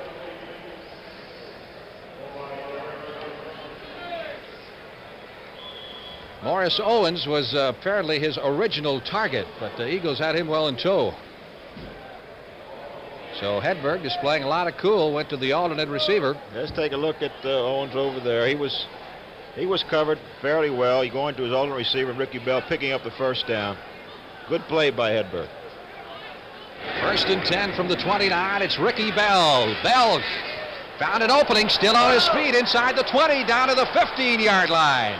Ricky Bell almost breaking loose and showing why he was such a great running back at USC. And Ricky's coming into this game, by the way, with some ankle problems. Had a bad ankle, but he's hanging in there. It's good job bunting number 95 on the tackle. Let's watch it from our end zone cameras. It's a little pitch to Bell. Some good blocking by number 43, Williams out in front. Breaks the tackle right there. Good balance and good strong leg drive by Ricky Bell is the reason he gets where he is. So Ricky well above now O.J. Simpson's figure in his first game as a pro, as Ricky has surpassed the 50-yard mark in rushing. First down at the 11-yard line. Again, it's Ricky Bell. Got a yard this time to the 10, as the Eagles weren't fooled. That was a drop play, Frank. They used that against the Baltimore Colts last week on the same situation down around the goal line, but they scored on it with Ricky Bell making a fine run. Tampa Bay hopes to avoid all the injury problems they had last year. They wound up with 17 players on injured reserve, which is absolutely unbelievable. Had 12 knee injuries on that ball club, and only once did they start the same offensive line 2 weeks in a row. Ricky Bell went out here, and we got Anthony Davis now. Second and 9. Here's Davis to the 10, to the 5. Boy, you talk about quickness. He showed a little there. Davis, you know, is a rookie now for the 3rd year in a row. Once in the World Football League, once in the Canadian League, and now in the NFL. They must feel that Davis has better speed to the outside than what Bell does. To me, it's pretty much of a toss-up. I would guess that Bell is more of a fullback type runner, a strong leg drive as we saw in the play previous. And that Davis is the scat back type, Frank, to the outside stuff. Ball is at the 6-yard line, 3rd down. The Buccaneers need to reach the 1 to pick up the first down.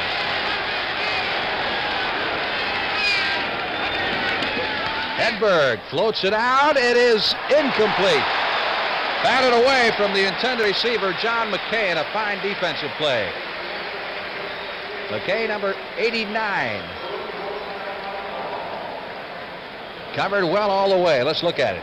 Just a quick out by McKay. You see John Outlaw right there, a little hand pushing, but he gets his hand in the football and knocks it down. Fine play by Johnny Outlaw. 4th down. Green will attempt the field goal from the 12-yard line, make it a 22-yard effort. The man who beat out George Hunt, the former Giants, and Derek Smethers, who of course came down with an injury.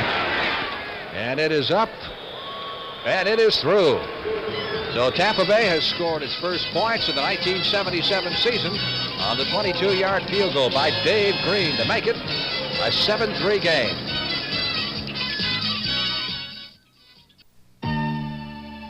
Europe's most successful new car in history comes to America. Introducing Fiesta, now imported from Germany by Ford. Fiesta, 0 to 50 in an average of 8.8 seconds. Road gripping Michelin radial tires. The traction of front-wheel drive and excellent gasoline economy. Fiesta, Europe's most successful new car in history. Test drive one at your authorized Ford dealer now. The Hilton Rainbow Service welcome. Look for it on your next business trip. In the nation's capital, it's minutes from Pennsylvania Avenue at the Washington Hilton. In Los Angeles, you'll find Rainbow Service near the Civic Center at the Los Angeles Hilton. While in San Francisco, it's just a cable car ride from almost anywhere. Hilton Rainbow Service. You'll find it at the heart of every Hilton, in the heart of most every city. Let the Hilton rainbow brighten your day. There's the two opposing coaches, John McKay on the left and Dick Vermeil on the right. Dave Green preparing to kick off. Marshall is deep, so is Wilbert Montgomery. Marshall, the workhorse, out to the 10, 15, 20, and dropped at the 23-yard line. Jack Novak, number 80, for the Buccaneers. Good coverage that time by Tampa Bay. Eagles have put it in play at their 24-yard line, leading by a score of 7-3.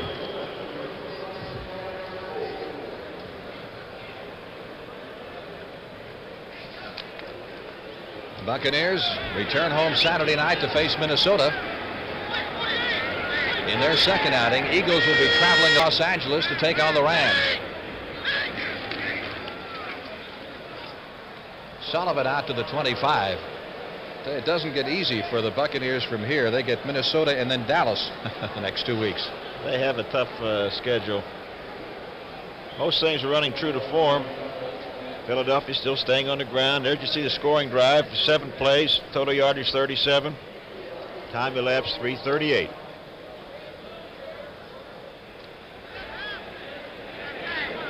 Second down, 7. Eagles moving from their 27-yard line. Intended for Carmichael, tipped and almost intercepted there by Richard Wood, number 54. Wood is the only linebacker, starting linebacker, that the Buccaneers have with any experience. He was with the Jets for a couple of years. The other 3 are either rookies or playing in that position. for the first time. Jaworski trying to throw the quick slant into that three-man rush and 4 linebackers. You've got to really hit that hole with that ball, Frank. That time, linebacker was in there, got a hand up and popped it up in the air. 3rd down, 7. Jaworski with good protection, and is it intercepted? Yes, the Buccaneers intercept the ball at the 30-yard line as the pass was hung out there, and it was Cecil Johnson, number 56, who made the interception. Not a very good pass. It was a great catch by Cecil Johnson. He was going after the receiver and just put his hands out. The ball dropped into it right here. Let's look at it. Good shot. The ball really should have been caught. Some good pressure coming in here on Jaworski. That's Rudolph. Council bops him a little bit. He does indeed. Just to let him know he's still around. Wow. Tampa has another shot at a touchdown here to go ahead in this football game. 1st and 10 for the Buccaneers at the Eagle 31. They scored a moment ago, taking advantage of the fumble of the punt by Larry Marshall and turning it into points. Looking for the halfback pass here, and the throw is going to be long and over the head of McKay, the intended receiver. We get a flag thrown.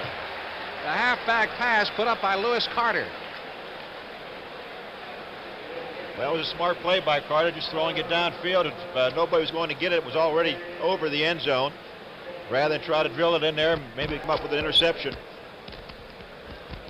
Or hopefully an interference call, but they're bringing it back to the line of scrimmage, so for Tampa Bay, it's going to go the wrong way, looks like.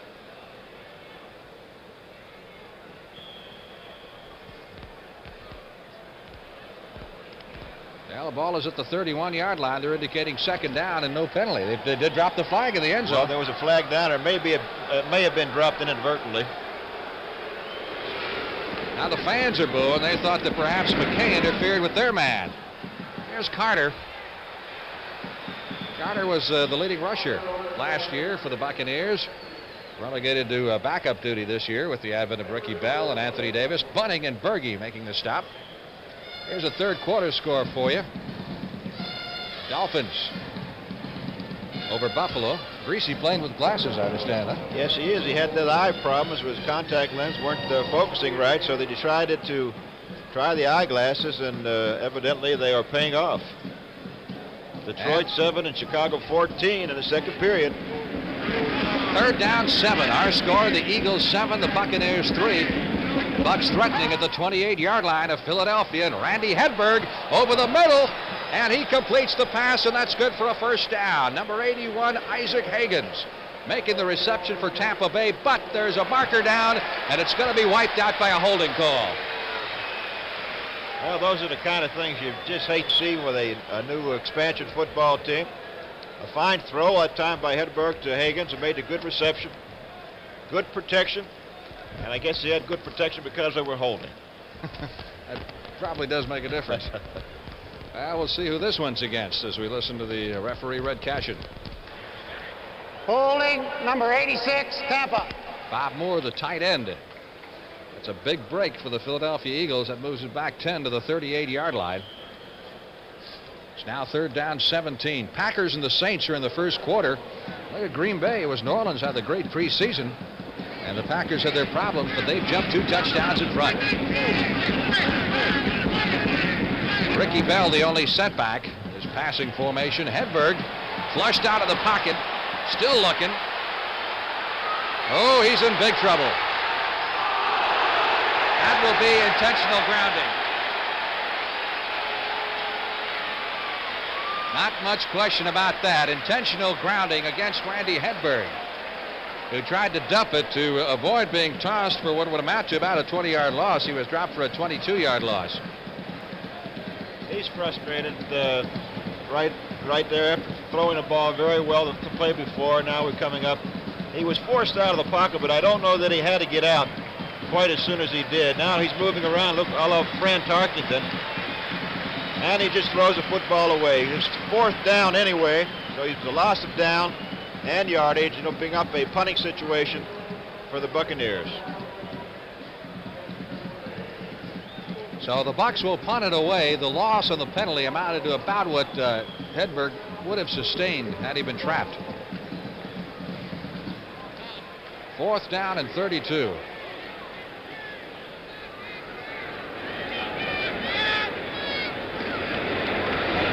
Low snap to Dave Green, but he gets it away. Marshall chasing this to the far sideline. And a great kick by Green. Out of bounds inside the 10. The officials will mark it, looks like, at the 5-yard line. So the Eagles will start with their backs to the wall here in the 3rd period, leading it by a score of 7-3.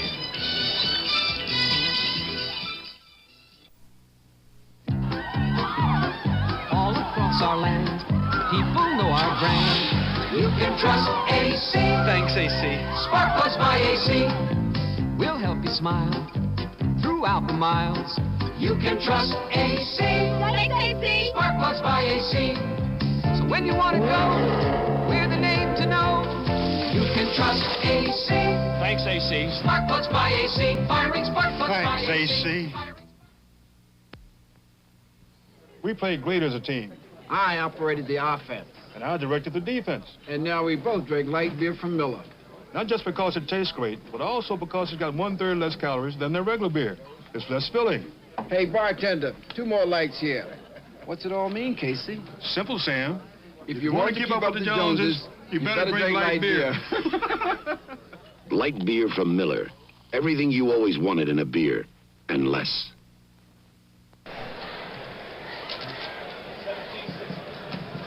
Give you a couple other scores in the National Football League this afternoon. You talk about a surprise. We told you name it through a touchdown pass, but since then it's been all Atlanta. Atlanta 17, Los Angeles 3. It looks like New York is up on top of Washington, 10-0 in the 3rd period. Giants got nothing but rookie quarterbacks too. 1st down for the Eagles at their 5-yard line. They give it to Hogan. Not a fancy footwork there, getting out across the 10 to about the 12. Mark Cotney, number 33, making the stop. That's good running by Hogan. For you young kids watching the ball game, is reason never to quit running. These things do happen. He bounced back away from the hole and picked up some good yardage. On that New York-Washington ball game, we had a 30-yard interception by George E. Martin to put the Giants on top 7-0, and then a 22-yard field goal. Put him 10-0 in the 3rd period. 2nd down, 2. Sullivan driving for the 1st down. And if everything is in order, he should have it at the 16-yard line. Dave Pear coming up to make the stop.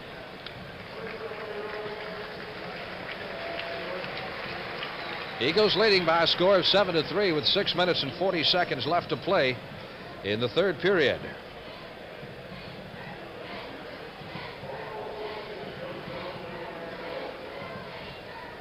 Hogan averaging better than 5 yards a carry thus far. Played his college football at Tennessee, Chattanooga.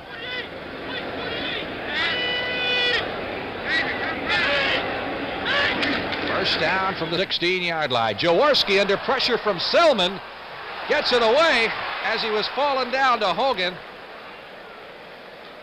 Out to the 13-yard line. And not a bad job of delivering that thing. I'll tell you what, Leroy Selman, I think he's frustrated. He thought he had Jaworski back there for the 2 points. Let's look at it as the fake of a run play here, trying to hold the linebackers, but Selman just blows through. You see he has a hold of Jaworski, but he does get rid of the football, and he's put down on the ground very gingerly. All right. They spotted at the 14-yard line. That'll set up 2nd down, 12. Needed for the Eagles. Buccaneers trying to force another turnover. You see that thing pop straight up? That's what happens when a quarterback leaves too soon or the center goes ahead too quickly. The ball will come straight up, and Jaworski was very quick to pick it out of the air and to hand it to Hogan, or Sullivan, I believe it was, who tried to pick up some yardage. It was Hogan. Counsel Rudolph making the stop that time for Tampa Bay. And the Buccaneers, if they can hold him here, will have the Eagles punting out of the end zone and could wind up with pretty good field position. 3rd down, 12 needed for the 1st down.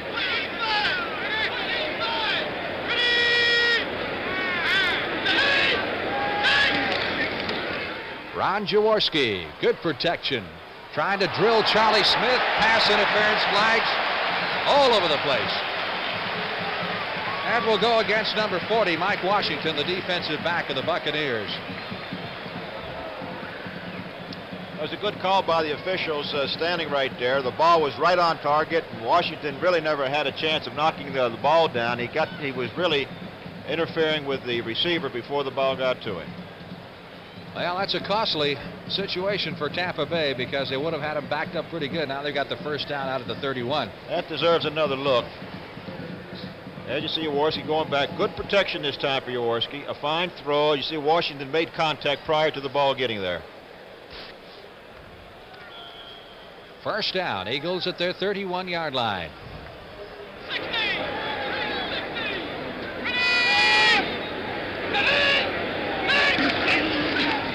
Sullivan cutting back to the 35, across the 40 to the 42-yard line. That's 10 yards. David Lewis, number 57, second-round draft choice for the Buccaneers from Southern Cal, made the stop. Here's an update on you on Cleveland-Cincinnati. You thought the Bengals were strong this year? I don't know. This is going to be the day of the upset, huh? That sure is. Cleveland 13, Cincinnati 3 in the third period. I'm not believing some of these scores. Well, that Atlanta score surprised me. First and 10. Eagles at their 42-yard line. 4 minutes left in the third period. Philadelphia 7. Tampa Bay 3. Nice fake to Sullivan. Jaworski rolling right, throwing to Krepfle.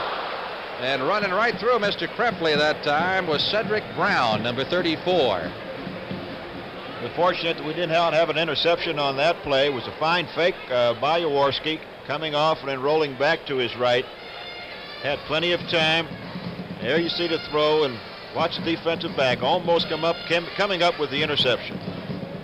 Jaworski unofficially is 8 out of 15 for 83 yards. He's had a couple picked off. Sullivan, the leading rusher, with 34 yards and 14 carries, and Hogan has 31 and 7 carries. Second and 10. Jaworski finding Charlie Smith at the 45 of Tampa Bay, and Smith has a first down. David Lewis, number 57, on the stop for the Bucs. So the Eagles are rolling right now. This drive, which started back at their 5.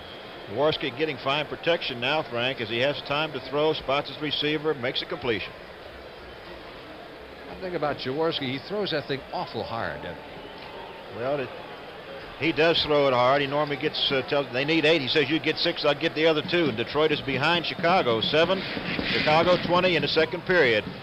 Jaworski, sideline throw to Carmichael at the 35, and Carmichael run out of bounds right at the first down marker at the 33-yard line. That should be good for another first down. Cedric Brown making the stop.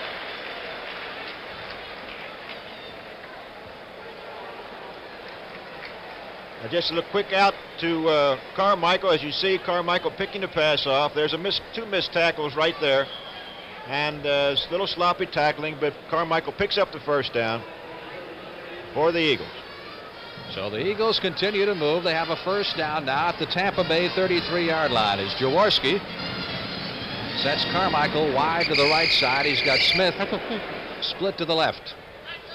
And either Jaworski or the center, Guy Morris, wanted a fresh ball.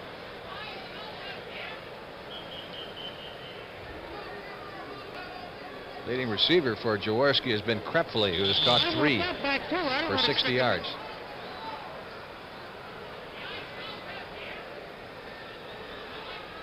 Now let's see what's going on here. I guess we're ready to go. Everybody set. First and 10. Ball at the 33-yard line of Tampa Bay.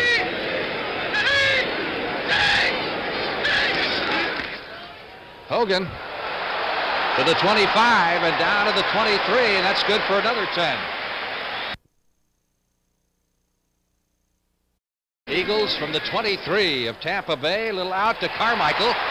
He stretched that 6'8" that time. As I said before, it's kind of tough to overthrow a man who's 6'8".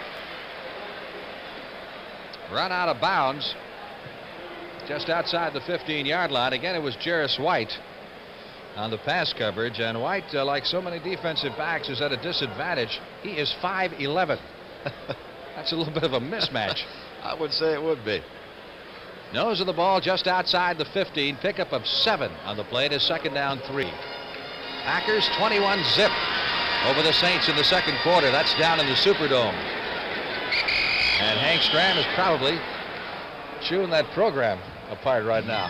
Eagles call timeout with 2 minutes 23 seconds left to play in the third period, and Philadelphia leading by a score of 7-3.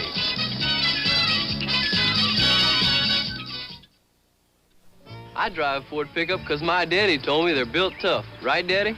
Right, and I bought a Ford pickup because my daddy told me they were built tough. Right, Daddy? Yep, and I drive a Ford pickup because my daddy told me they were built tough. Right, Daddy? That's right, yeah. My daddy came to Texas in a covered wagon.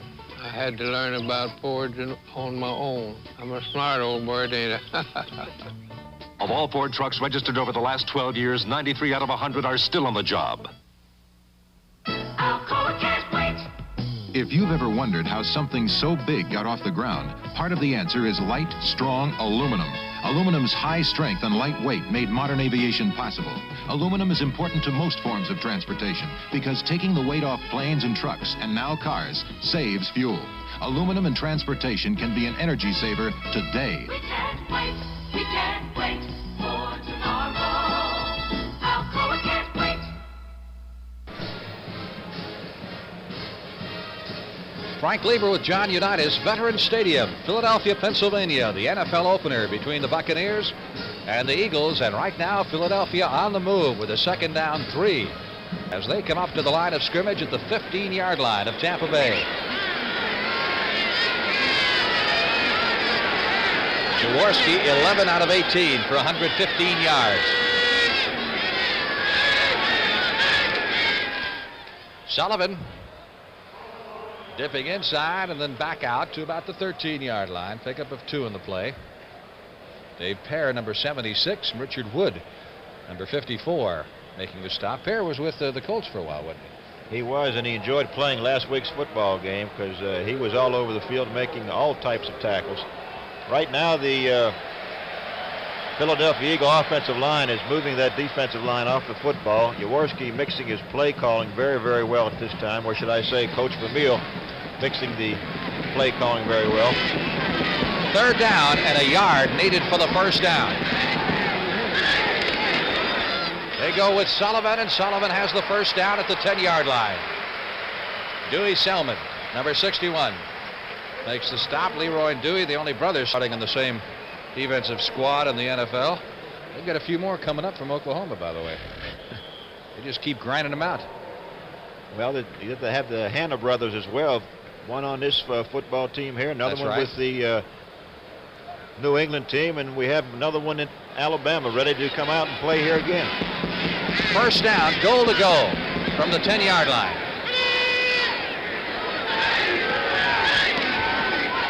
Jaworski looking right, tried to go back left, and then was pinned. Council Rudolph, number 78, the first to arrive on the scene, with an assist from Johnson, number 56. Big play for the Bucs. Let's watch the rush by Council Rudolph here as Jaworski looks once, and that's the only time he has, as Cecil Johnson, 56, and Rudolph both in there on the tackle. Good pass rush. Loss on the play back to the 17-yard line. 2nd and goal to go from that point. Hogan has now picked up 42 yards on the ground and 8 carries. Sullivan is 39 and 16.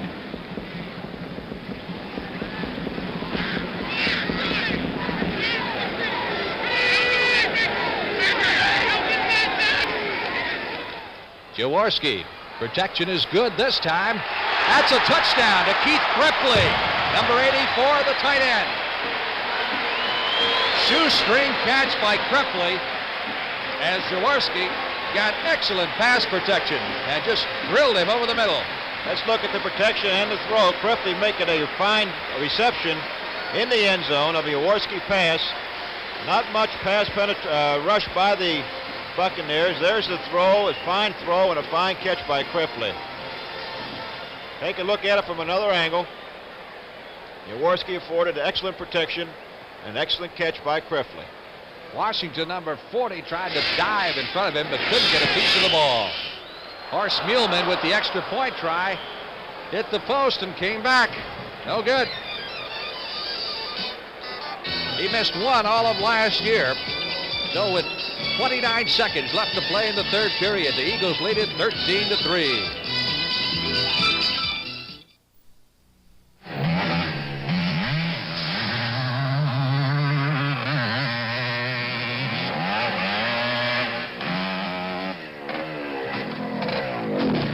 I'm gonna keep on doing that till I get it right. Yeah, I work hard and I play hard, and I use new STP gas treatment. You just pump it in your tank and it goes to work cleaning your carburetor. I take good care of my wheels on account of I'm cheap. I bet you are too. Try it. Here's a few tips on how to get out of an airport fast. 1, join the #1 club and reserve a car with Hertz. 2, have your license and credit card ready, because Hertz will be ready for you. Just sign and go. 3, need directions? Ask Hertz. They know the shortest routes. Nobody can get you out of an airport faster. Nobody can get you out of an airport faster. Go, Juice! Go! Rent a Ford from Hertz. A superstar in rent-a-car. Right. Muehlman ready to kick off. I don't know if he got a bad hold or what on that extra point try, but he never really got into it. Anthony Davis deep at the 3. AD out to the 15, 20, 25. A very distinctive running style. He's down at the 28. Davis, I understand, had a little talk with Coach McKay here about a week ago. Thought perhaps he ought to be playing a little bit more, as some people do who sit on the bench. But I think they got that all ironed out. They ironed that out last week. I was down in Tampa with the Baltimore Colt ball game, and Anthony was walking out of the office at that time. He was kind of a little upset, I guess, is the right phraseology, that he wasn't playing more, and he went in to discuss it with the head coach. But they ironed it out, Frank. 1st and 10 at the 29-yard line. Hedberg back to throw it under pressure. Really pressured that time by Charlie Johnson. And Hedberg is down. That's all they need, is to lose another quarterback. Hedberg thus far has hit 4 out of 14 for a total of 30 yards. Their backup now is Jeb Blunt. There's a look at it. Just watch the pressure that's put on right there. It was a screen, supposed to be a screen pass out there, but never developed, as Hedberg was knocked down, and he's... Take a look at it from the end zone here. Looked like maybe he just hit hard and got winded, huh? Well, it doesn't look like his head hit the ground there. I don't whether he may have knocked himself a little silly or not, but he's down on the floor of the stadium at this point.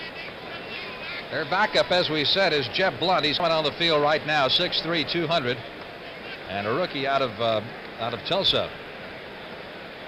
Jeff spent a little time with the Raiders, never played much, but you know, with the connection that the Raiders and the Buccaneers have with Ron Wolf being the former Raider, they've got a pretty good pipeline back and forth, just like McKay does with Southern Cal. They've got as many former Southern Cal players, 7, as they do former Oakland Raider players, total of 7. Hedberg walked off under his own power, so he should be back in the ball game. 2nd and 10 following the incompleted forward pass. Here's Blunt. Swings it out to Williams, and Williams carries to the 33-yard line. Williams started 10 games last season, and that is tops among the Buccaneer running backs. And there is the gun. That is the end of the third quarter with the score, the Eagles 13 and the Bucs 3. We now pause for a word from your local station. When a mysterious sneak thief strikes, the Fitzpatricks rally to the challenge. Don't miss this new drama series, Tuesday night on CBS.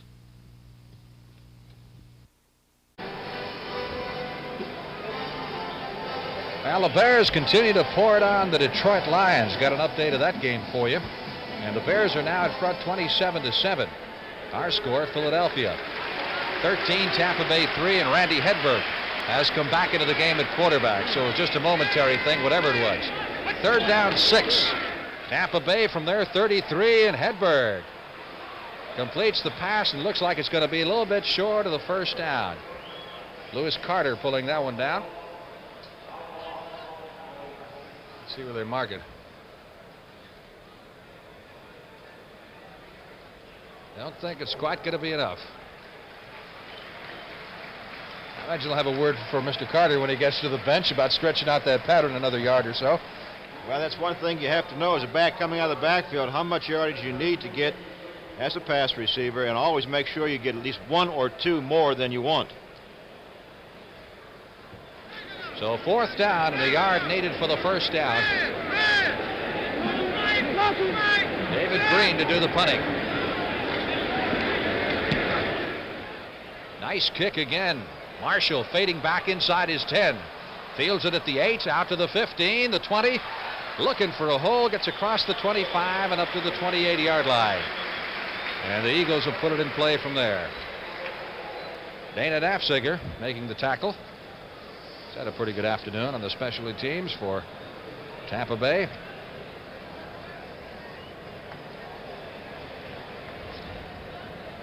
Buccaneers having their problems. They were last in offense last year in the league, scored only 125 points, averaging 9 points per game. Yeah, the Buccaneers have a chance this year to set a record. The longest Number 83. losing streak in NFL history. Offense down the field too soon, declined, first down. So the Eagles feel they got a pretty good run back from Marshall to offset the fact that that Nafziger was down there a little bit sooner than he should have been. Frank, we mentioned that the Buccaneers had a chance to set a record, not a very good one, though. The Oakland Raiders in 61-62 lost 19 consecutive games. And before that, the Chicago Cardinals of 42-45 lost 29 in a row. It's nothing happily you'd like to look at, but still the same exists that they have a possibility of setting that type of record this year. Timeout on the field. We'll be back in a moment. Sears is as big as Texas, and it has everything you need. We're at a Sears store to find out why Sears is where America shops. Well, I work for an airline and travel all over the country. So I find that I like to shop at Sears because I can always use my credit card there. The Sears catalog is a fast, easy, convenient way of shopping. I even buy my saris sometimes in Sears at the fabric department. Sears, where America shops. The Ford in Your Future is coming October 7th. The new Ford Fairmont. A new wagon designed for today and the years ahead. The Fairmont wagon has very good mileage ratings, but while it is trim and lean outside, Fairmont has almost 90% of the passenger space of GM's biggest wagons and can swallow up all this cargo. Is Fairmont the Ford in Your Future? Test drive Fairmont October 7th. Find out for yourself. Fairmont, the newest, better idea from the Wagon Master. Betty White sees red when a blind date for her ex-husband leads to a blossoming romance. Join the laughter tomorrow at 9, 8 Central and Mountain. Frank Lieber with John Unitas in Philadelphia. Eagles ball 1st and 10 at their 30-yard line. They lead it 13-3. Ron Jaworski has gone all the way with the exception of one play in which Roman Gabriel came in and threw a pass completion. Hogan out to the 34-yard line. Pick up a 4 in that play. Make it 2nd down 6. Cecil Johnson again making the stop. Patriots have come back all the way, now taking the lead from Kansas City. Jesse Phillips on an 11-yard run to put New England ahead 21-14. If you're looking for highlights for Tampa Bay this afternoon, Dave Green has a 48-yard punting average. But when that's one of your highlights, you know you're in big trouble. So far, he's been the best offensive weapon they've had. Yes. James Betterson has come into the game replacing Hogan at a running back. Nice fake to Sullivan. Jaworski in trouble behind the line. Took one look, and in the sky fell in. Back at the 25-yard line. Maximum rush that time. Put on by the Tampa Bay Buccaneers, and again it was Mr. Leroy Selman, number 63, leading the charge, along with Brother Dewey. Little family reunion. I'll meet you at the quarterback. Well, he had plenty of time to throw. It was just excellent coverage by the Buccaneers secondary there. As you saw, Selman put Jaworski down. 3rd down. 12 needed for the first down for the Eagles at their 28-yard line.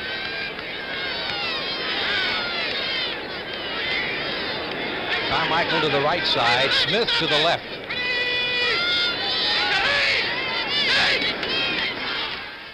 Quick throw intended for Carmichael, and if you throw it to him, man, he's 6'8". Don't make him reach down. Throw it up. Make him reach up, right? Get it up high. Keep that ball in there. Jaworski coming off the field looked like maybe it slipped out of his hand, but again, that's that quick slant. Carmichael had it. Jaworski just did not get the football to him. Carmichael's caught 214 over the last 4 seasons, the most of any wide receiver in the NFL in that period. He's also led the Philadelphia team's receivers 2 years in a row, and the other person who's done that for 3 years in a row was Pete Retzlaff. Spike Jones punts it away. Going to be Reese at the 35, across the 40 to the 45-yard line. Once again, a reminder of what's coming up this weekend for you on CBS, the Trenton 150. For you auto racing aficionados, the Indy-type cars, and folks like Mario Andretti and Tom Sneva and Al Unser and Janet Guthrie will be on end. You ever watch the Indy 500? I'm going to try to, Frank. It's a lot of fun for me. I think the most exciting part of it is when they say, drivers, get your cars. No, it's drivers, it's gentlemen, start your engines, John. Something like that. You're just taking some of the glamour out of it there. Here's Hedberg, nice fake. Lost the ball. Let's see if it's ruled a fumble or a forward pass. I think they are ruling that he was in the motion, and it will go as an incompletion. So Tampa Bay gets a break there. Well, you've watched this guy now for a game and almost 3 quarters. What's your assessment of young Mr. Hedberg? I think Mr. Hedberg right now has a long way to go. He's not playing as well as he did last week against the Baltimore Colts, and that was the first ball game, of course, that he's had as a starter. And right now, I believe he's going to take an awful lot of work for him the remainder of this season. But I think he'll come along because he loves to play, and will sit in that pocket. And there we see an update of Green Bay, New Orleans 24, New Orleans nothing. Packers really jumping on the Saints. 2nd down 10 for the Buccaneers at their 45-yard line. Again, Hedberg setting back in the pocket. Good throw intended for Higgins. Tipped away as he was double covered out there. John Sanders, number 26, was back there. He could have used about another 6 inches on that ball, Frank, and he would have had 6 points or close to it. Sets up a 3rd down 10 for the Buccaneers at their 45-yard line with 12 minutes and 15 seconds remaining in the football game. Tampa Bay continuing to show great difficulty in being able to move the ball, though they have played fairly decent defensively. The exception of that 95-yard drive. Here's Hedberg again. Under severe pressure, being pinned back at the 37-yard line. Yeah, that's when it gets tough to be a rookie, isn't it? It sure is, and he's look at it from his position. Keeps one back in, but there's outstanding pressure from the outside. The tackles are not taking the defensive ends outside enough, and of course Hedberg is going to have to learn to step up inside that pocket where it's safe for him. Green in to do the punting.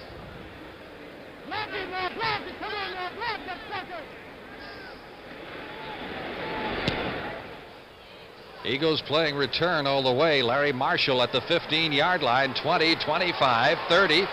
Flag down as he gets to the 35. Believe that will be a clip against Philadelphia. Got a Buccaneer who's getting up a little bit slowly. Oh, he's going to be all right. There's Cedric Brown. He will remain in the game. 47 yards on that kick by Green, so he's staying right in that 47, 48-yard area, average-wise.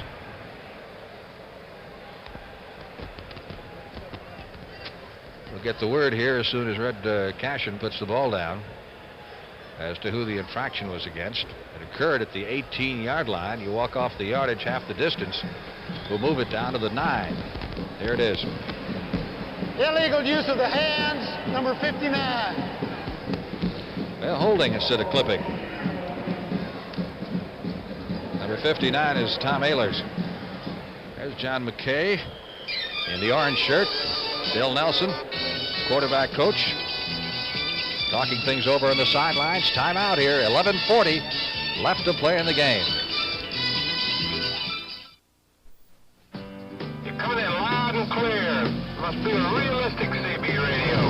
10-4, good buddies. My new 40-channel realistic. Radio Shack's got it on sale right now for only $79. I save $60. Best deal I've made all year. That realistic sure is a good brand. 10-4 on that. You can depend on realistic. They've been making them for 16 years. The sale price 40-channel CB by Realistic. Only at Radio Shack. The Tandy Company. Announcing a unique new motor oil from Exxon Research that can actually save money. New Golden Natural Uniflow. Uniflow was tested in cars like yours. After break-in, it delivered an overall average of 16 extra miles per tank full. Savings like that could cut your gasoline bill the equivalent of about 3 cents a gallon. New Uniflow motor oil is Exxon's best engine protection ever. It conserves gasoline, saves money. Eagles 1st and 10 from their 9-yard line, and Philadelphia has substituted a new set of running backs. James Betterson, number 34, and Herb Lusk, number 32, are in there now. Back of Jaworski. Here's Lusk, bouncing off a tackle at the line of scrimmage, getting a yard to the 10. It's a young man who gained 254 yards last year, but he had 222 after 6 weeks. And over the last 8, he gained just 32 yards. There's the Tampa Rooters. Come a long way, trying to inspire their team. Drill team as well as the band.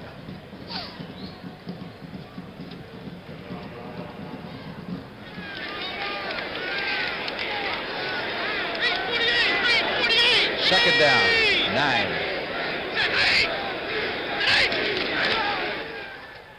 Lusk taking the handoff again, this time to the 12 before Dave Fair. Got a flag on that play. That's down in the difficult position that Jaworski, I'm sure, doesn't want to put the ball in the air. Holding against the Eagles. Be half the distance to the goal in this case, if they elect to take the penalty. Otherwise, it'd be about a 3rd and 7.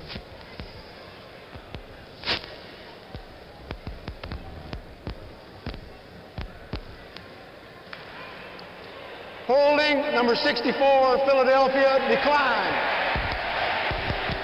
The holding call going against Ed George, the Eagle tackle. So they'll take the down instead. That'll set up 3rd down. And 7 needed for the 1st down.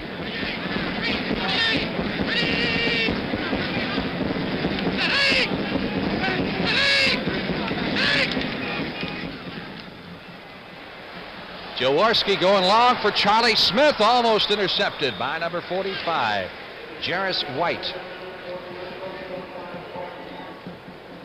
That was a change-up for Jaworski. I thought he would be going for the possession-type pass rather than the long pass. He just threw that ball up in the air and almost came up with the interception. Now the Buccaneers have a chance to gain some pretty good field position here because Philadelphia's Spike Jones will be punting from out of the end zone. See if they can't get a good rush on Spike Jones here. Possibly go for the block. Reese and Higgins are the deep men. Tampa with 9 men on the line of scrimmage, but they look pretty much like they're playing return all the way. Nice high kick. Reese waiting for this one at his 47 to the 50 and into Philadelphia territory to the 47-yard line of the Eagles. And that's where the Bucs will put it in play. Well, a lot of upsets today in the NFL. What will happen next week? Well, it's hard to say, but we can tell you where we'll be telecasting games from. This is the CBS NFL regional lineup for next Sunday afternoon, depending on what part of the country you happen to be. You'll be looking at one of these games. Chicago at St. Louis certainly should be one of the headliners. Bears doing a number on the Lions today. Giants will be in Dallas. And Giants, of course, are upsetting Washington right now. And Philadelphia at Los Angeles. 1st and 10 for the Buccaneers. Hedberg got rid of it quickly that time to Ricky Bell to the 45, 44-yard line. Again, a marker. John Outlaw coming up to make the stop. Well, you can see really flashes of greatness there with Ricky Bell every once in a while. One of those moves he puts on. The penalty is against the Bucks. And it will cost them 10.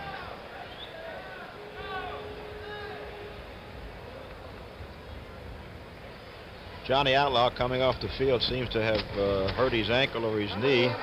Doesn't look like it's too serious, however. And both teams being in are playing for quite a while. Tampa is getting a little tired, making some silly errors out on the field. Reason for all the flags. 10 minutes, 28 seconds left to play in the game. It is 1st down 20. Buccaneers from their 43 following the penalty. Randy Hedberg better get rid of it. He does. Just in time. Lewis Carter run out of bounds at the 40-yard line. Big rush that time by number 79 of the Philadelphia Eagles, Manny Sistrunk, who had his paw in Hedberg's face and forced him to deliver it a little bit early. Berge making the tackle. It's Bill Nelson conferring with John McKay.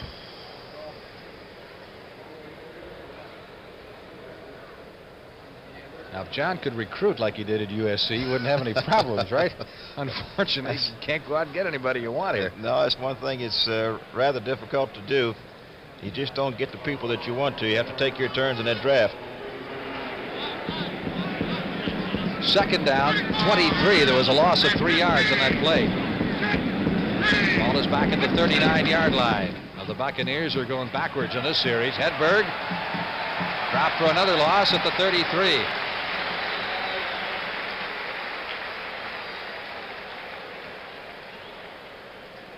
Randy Logan, number 41. Good pressure in this rookie now, shooting in defensive backs and everything else. They're throwing everything at him. They had good pressure on him, making him run with the football, moving him up inside. He's going to have to draw a screen, set up regular screens to get a little bit more protection. All right, John, what do you call in 3rd and 29? 3rd and 29, so I don't know, but I don't want it. Hedberg's got number 81, Isaac Higgins, out to the left side. Scott Owens off to the right. He's going to try to get it. Going down long, throwing a rainbow out there for Owens. I would say that would have to be just a little bit of luck on the part of the Eagle defensive back. Owens had his man beat down there, and the ball was just underthrown slightly. Had it been out there about another foot or so, I think we'd had a completion and at least a 1st down. I don't think the defensive back, Edwards, was even looking at the ball here. He just got there just luckily at the right time. He sure did. It was a fine play by him, but he almost had a real good completion. And that's 2 now that we've had almost connecting on for the Buccaneers. And so far, Mr. Green has been the best weapon they've had. Let's see what he can do with it this time.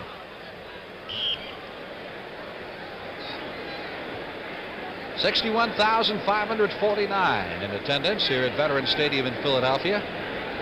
That's just about capacity. There's a few vacant seats in the far upper reaches here, but not many.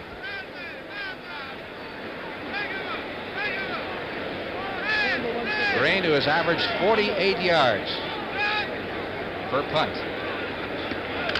Low snap.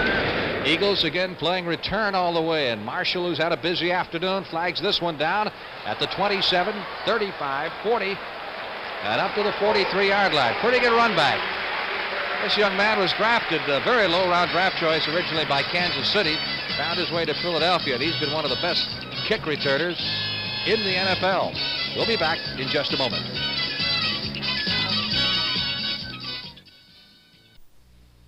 10 years ago, no one knew me. I was part of the famous no-name defense. Then we built our reputation by being fast. Now, I don't want to lose that. I drink light beer from Miller because it doesn't fill me up, has a third less calories than a regular beer, and it tastes great. Now everyone knows me. Hey, I know you. You're, Nick Bonacani. No, that's not it. Light beer from Miller. Everything you always wanted in a beer, and less. Want to cut your fuel bills? Whether your house is new or old, put insulation everywhere. It can save you money. Your attic. You need a 6 to 12-inch blanket of pink Owens Corning fiberglass. Walls, full insulation. Unheated crawl space, insulate below the floor. Live where it's cold, insulate basement walls. See your Owens Corning fiberglass supplier to learn all about insulation. Insulation is cheaper than oil. Redskins, who trailed at one point 10-0 in that game, have now moved out ahead of the New York Giants up at Giants Stadium 14-10. 14-10. Riggins on a 3-yard pass from Kilmer to put the Washingtons ahead. 14, Giants 10. Here's Jaworski looking right, then deciding to go left. The big Harold Carmichael at the 45-yard line. When all is said and done, he'll wind up gaining maybe about 3 yards or so on that particular play. Mike Washington shoving him out of bounds. There's the Eagle bench. There's the signals being sent in. Everybody's going to the hand signal business like, huh? Yeah, it seems to me you get somebody sharp that can steal signals, and there are clubs, I bet, that do that. They'll figure out your pattern and they'll steal your signals, just like they do in baseball. Well, it's a possibility to do that. Of course, the quarterback always has the last shot at the line of scrimmage to change it. 2nd down, 6. Eagles from their 48, trying to get outside is Hogan. He carries to the 49-yard line, picked up a yard in the play, and again it was Washington who made the stop. Hogan, who led the Eagles in rushing last year despite missing several games. It's John McKay. Said the Eagles have real problems not having a draft.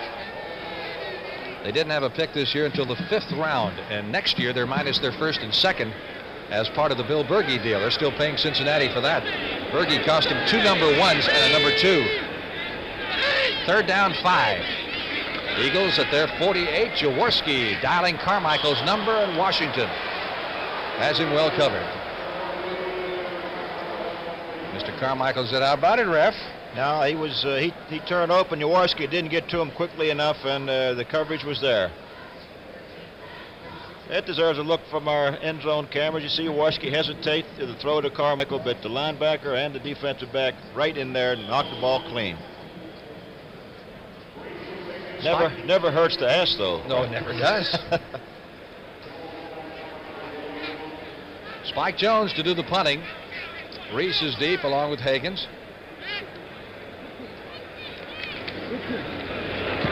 Putting it rush this time by Tampa, angling for the near sidelines, takes an Eagle bounce inside the 15 and going to go out at about the 12-yard line. So Tampa Bay will put it in play. It's a lot different Tampa Bay team actually than the fans saw last year. They just don't have many people left at all. They have 1 offensive starter back from last season, and they have 5 defensive starters. That's quite a turnover. An expansive team. The people leave out of the camps just like a streetcar, Frank. They come and go all the time. Just keep trying to find the right man for the right position. And they play the numbers games down there. The more people they have, the more people they get a chance to look at and finally decide on the 43 for the season. Ball is at the 13-yard line. Randy Hedberg, sideline throw, gets it out to Owens at 15, up to about the 18-yard line. Pick up a 5 on the play. It'll be 2nd down, 5. 8 minutes, 25 seconds left. It's the tight end, Moore, getting the next play from Bill Nelson. Then alternating Moore and Novak at tight ends most of the afternoon, sending in the plays that route instead of going the signal routine, which the Buccaneers have used to some extent in the past.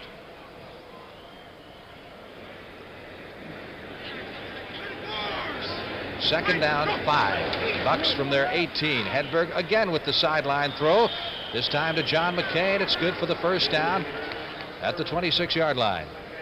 Well, he's starting to throw the football now. Of course, it's just the quick outs, but that's what's there. If it's there, you take it and take it until they stop it, and then you have to go to something else. But now he's been able to pick up a 1st down on 2 straight passes, And let's see what Coach Nelson comes up with this next time. He's got Novak coming in and Hagens. 1st and 10. Buccaneers at their 26-yard line. They trail 13-3. 8 minutes and 20 seconds remaining. Hedberg is 8 out of 21 for 45 yards. Looks left, looks right, and goes long. He's got Owens if he can reach him, but he's out of bounds with the throw. Owens had his man by 2 or 3 steps. He had Randy Logan beat, really streaking down that far sideline, but the ball was thrown out of bounds. Got a penalty, though. It's going to be holding against Tampa. Well, they've been guilty of that at least twice today that I know of, and both times on long passes, which takes just a little longer to throw the football than normal ones do. He had him open, just threw the ball out of bounds. Ricky Bell unofficially has rushed for 53 yards and 15 carries. Not a bad outing for his first game. Hedberg 8 for 22 for 45 yards. Not a good day for the young quarterback. Holding against the Bucks. Ball will now be placed at the 16-yard line. It'll be 1st down and 20.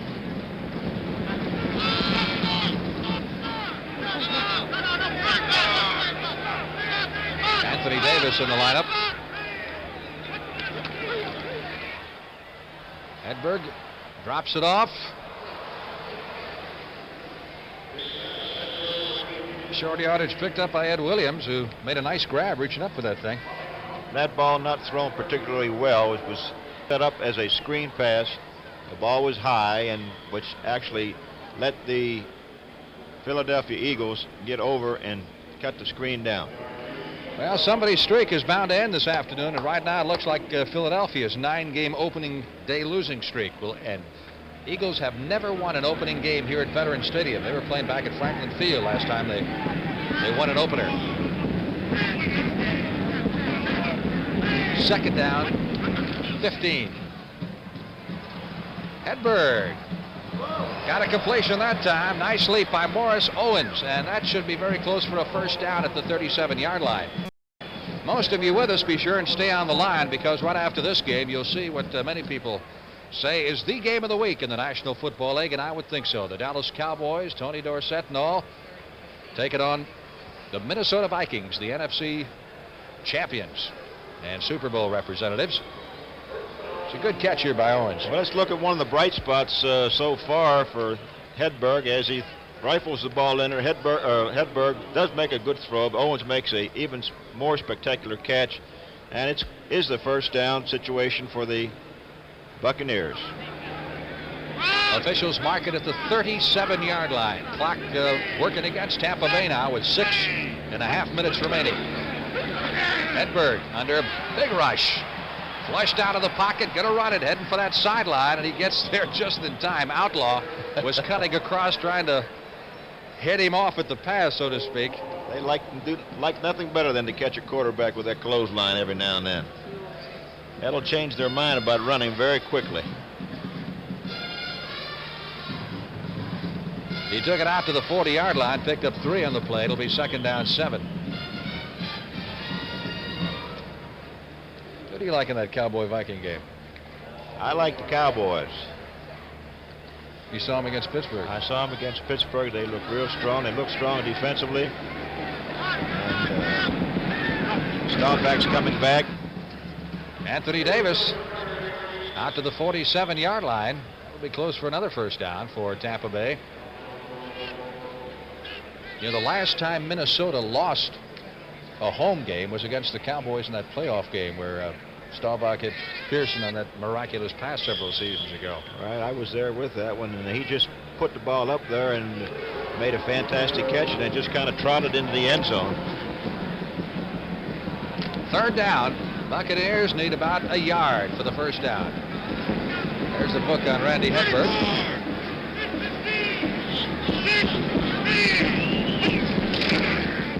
Anthony Davis trying to pick up the necessary yardage, and I believe he's got it. Ball just short of the 50-yard line. Randy Logan making the stop. Nothing fancy on that play, Frank. Just a straight-ahead power off the right tackle with putting everyone in front of him and trying to get the crack in the defensive line and go for the first down. I believe at this rate, the Eagles would almost be content to let Tampa move down the field because the way they're going is going to take them another 5 minutes to score. Got our first final of the afternoon for you. Miami shut out the Buffalo Bills and O.J. Simpson, 13-zip.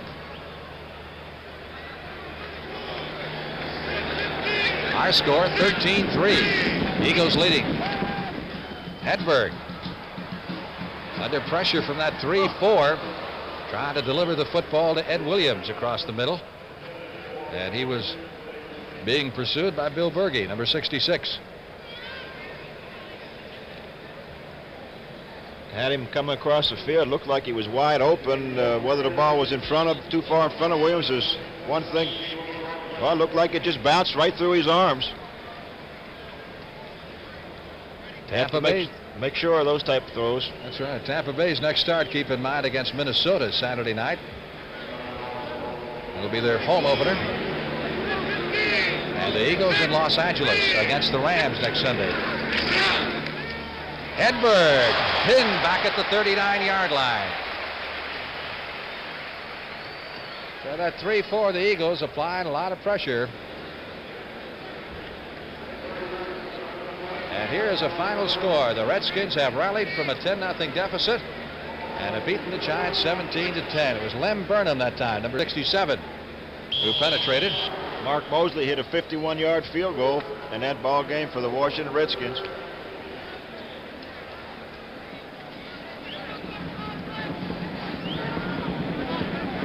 That's the third time that Hedberg has been sacked, according to artificial stats, for 39 yards, but he's been harassed into throwing the thing early many times. Good throw that time, but Outlaw is over there. It was intended for number 87, Larry Mucker, a rookie from Arizona State, but there had to be a busted pattern in there somewhere because he was going in the other direction. Outlaw had the pass all to himself. All he had to do was hold on to it, and we have an injured player down on the field. Let's see if that's Hedberg again. He's taking some pretty good licks this afternoon. I loved his line when he got to Tampa Bay. He said, they've got something here we don't have in North Dakota. He said, trees, people, and sunshine. We'll be back in just a moment. Europe's most successful new car in history comes to America. Introducing Fiesta, now imported from Germany by Ford. Fiesta. It has power that took it from 0 to 50 in an average of 8.8 seconds. Front disc brakes that brought it from 50 to 0 in an average of 3.3 seconds. And excellent gasoline economy. Fiesta, Europe's most successful new car in history. Test drive one at your authorized Ford dealer. Cicely Tyson for Color Track by RCA. My rose is red, my skin is dark brown, and my dress is bright orange. If these colors don't look right to you, you should know about Color Track from RCA. Getting the color right is what Color Track is all about. It actually adjusts the colors and locks them on track. Before you see the Color Track system grabs it, aligns it, defines it, sharpens it, tones it, and locks the color on track. RCA is making television better and better. Got a correction on the score for you. We gave you that Washington-New York game as a final. We've got information now that there's still a couple of minutes left in that game. Redskins do lead the Giants 17-10, but there's still 2 minutes left to play in that game. Fourth down, Hedberg walked off the field under his own power, and Dave Green is in there to punt. Martin Mitchell is deep, so is Marshall. And again, it's to Marshall's side. Great kick. Drove him all the way back to the 8, out to the 15, to the 20-yard line. Hey, Green has been putting up some moonshots. Fine kick, a fine hang time on that one. Randy Johnson of the Bucs made the stop. 4 minutes, 9 seconds left to play. 53 yards on that punt by Green. He's going to come out of this averaging close to 50 yards a punt. I'm sure he hopes that he doesn't have to do it all year, Frank. Well, you might say the Bucs are 3 points ahead of last year. They were shut out, as we said, their first 2 games last year. In fact, they were shut out a total of 5 times. Got 3 on the scoreboard this afternoon. Sullivan. That was Dewey Selman that caught him at the line of scrimmage. The Giants have just come back and tied the Redskins in the final 2 minutes. So it's tied now with less than 2 minutes to play. And chances are we'll have a final on that before our game is over. That's quite a battle up at Giants Stadium. New York's another team going with rookie quarterbacks, but not really because of injuries. They just haven't been able to find anybody they really like. Got rid of Craig Morton, traded for Steve Ramsey, didn't like him, and they released him a couple of weeks ago. They were supposed to start Jerry Goldstein today, who was with them last year but was injured most of the year. I saw him one time in preseason against Pittsburgh, and he looked very, very good, Frank, but it's probably the first time he's played so far this year. Eagles call time. They get something straightened out, and Jaworski, shaking his head, comes over for a talk with head coach Dick Vermeil. 3:24 left to play in the game, and we'll be back in Philadelphia in 1 minute. I got enough to worry about. My hairline, my waistline. When it comes to my money, our money, We let someone else help us do the worrying. our IDS representative, he worries about planning for our future. And that means not just life insurance, but investments and savings, too. IDS, not just insurance, not just investments, but a financial plan designed especially for you. When it comes to your money, let us help you do the worrying. IDS, we help people manage money. At Allegheny Ludlam Industries, we make and use special metals in a lot of ways nobody else does. Like time memory elements for digital clock radios. We make the stainless steel for high-speed trains. At Allegheny Ludlam Industries, we create a lot of different things you live with every day. All the way from this True Temper tennis racket frame to the super alloys used in this 747.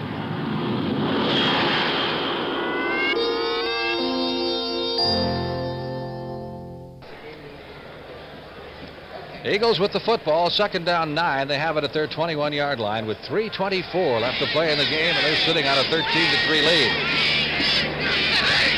Sullivan and Hogan are the setbacks. Tom Sullivan carrying out to the 25-yard line. Counsel Rudolph making the stop. Eagles have just one timeout left.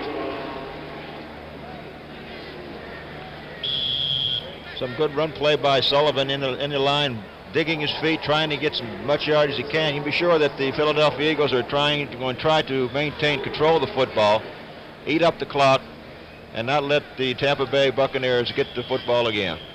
3rd down, and the Eagles need 2 for the first down with the ball at their 28-yard line, and now Tampa's going to call time.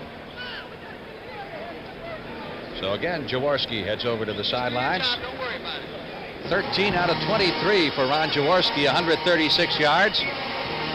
He's been intercepted a couple of times. And of course, Gabriel did get in for that one play and completed the only pass he threw. And Jeb Blunt, the backup quarterback to Hedberg, got in for one play and completed the only pass he threw. Although we may see Blunt in the final couple of minutes, since Hedberg was shaken up just a moment or so ago. Tampa has to stop the Eagles from getting that first down.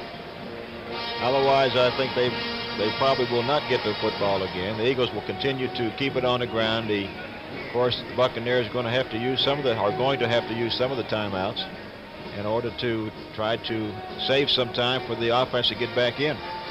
And they're down 13-3 with 2 minutes and 53 seconds left in the football game.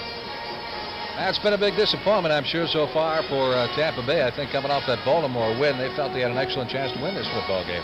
Well, they were very high for that ball game last week, and I know that it was a good shot in the arm for the Bucs to beat Baltimore. After all, Baltimore was the highest scoring team in their division last year. Burt Jones, one of the best young quarterbacks in the game today, did not have a good night. Both teams played well defensively, and the Buccaneers came out on top. But keep in mind, that was preseason, and this is for keeps, and it's a whole new ball game. Once the bell rings on opening day. 3rd down, 3 needed for the first down. Jaworski going to try to throw for the first down, and does to Charlie Smith at the 39-yard line. So that keeps the drive going. Jarris White bumps him out of bounds. That's a fine throw by Jaworski. It's a long throw, a fine catch. The defensive back was just playing too far off of his man, and it's a matter of pitch and catch when you get him that way. Clock continues to roll as the officials say that the White tackled Smith. He never really went out of bounds. Vince Papali, number 83, is in at a wide receiver, giving Smith a spell. Carmichael split to the left, 1st and 10 on the 39-yard line of the Philadelphia Eagles. This play will run it down to the 2-minute warning as Sullivan cuts back inside to the 45, a pickup of close to 5 on the play. And we get the 2-minute warning to both benches. Leroy Selman making the stop for the Tampa Bay Buccaneers. Our score, Philadelphia 13, Tampa Bay 3 exactly. 2 minutes left to play. America the beautiful, she's big and she's free. There's no place like her on this earth, and there'll probably never be. She's been a long time growing, and she's moving right along. Got to keep that beat going, like the rhythm of a song. We can't wait for tomorrow. Alcoa can't wait. We gotta save the houses that speak of yesterday. We gotta work the land, my friend, in a new and better way. The people at Alcoa are working every day. We will find the answers as aluminum shows the way. We can't wait for tomorrow. Alcoa can't wait.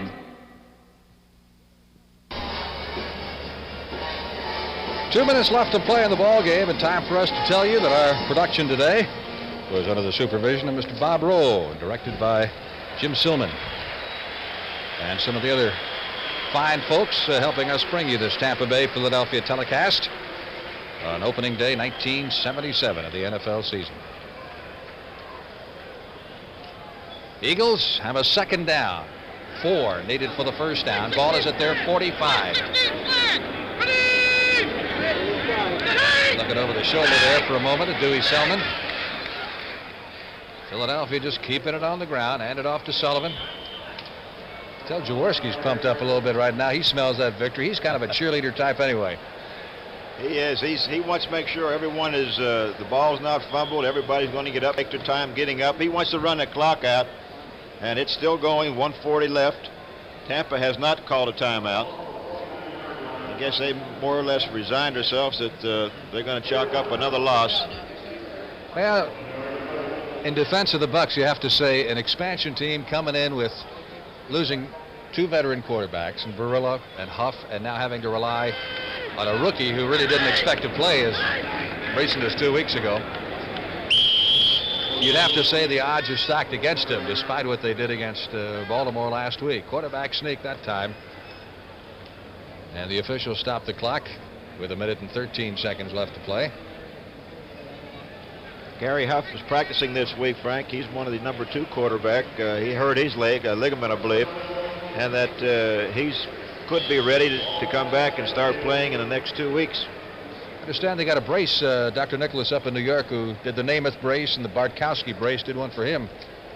How about that? Giants kicked a field goal in the last minute or so and beat the Redskins. 3 seconds left. They kicked a field goal in New York 20, the Redskins 17. Big win for the New York Giants. Oh, I would say so.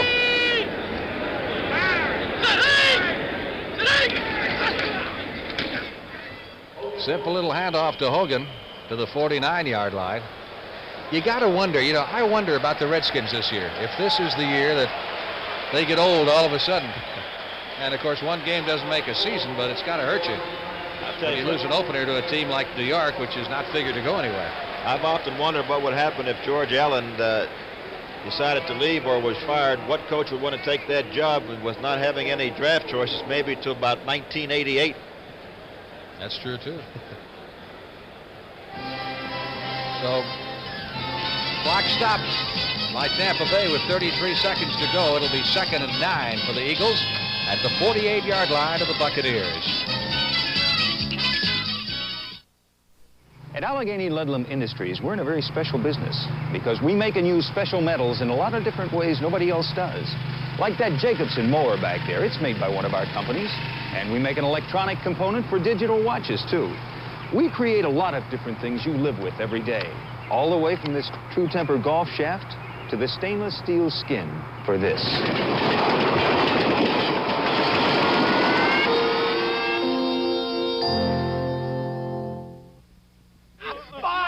Five on the 50-yard line! Hey, Charlie, it was cold last night. You put in a Prestone antifreeze? Prestone. Who needs Prestone? Prestone? You need Prestone. If your antifreeze is worn out or you don't have enough, you could be in trouble. So put in a fresh fill of Prestone, too, to prevent corrosion and freeze-ups. Prestone. We need Prestone. Prestone. You need Prestone. Frank Lieber along with John Unitas at Veterans Stadium in Philadelphia as the Philadelphia Eagles about to wrap up their first victory of 1977. Jaworski simply falling down with the football to protect it. I'd have to get him an acting job to do that well. And again, Tampa Bay calls time, this time to stop it with 26 seconds to go. I've lost track of the Buccaneer timeouts. I think they may have one left. Of course, they couldn't have any more than that. It's maximum. Because they've used 2 here in the last couple of plays.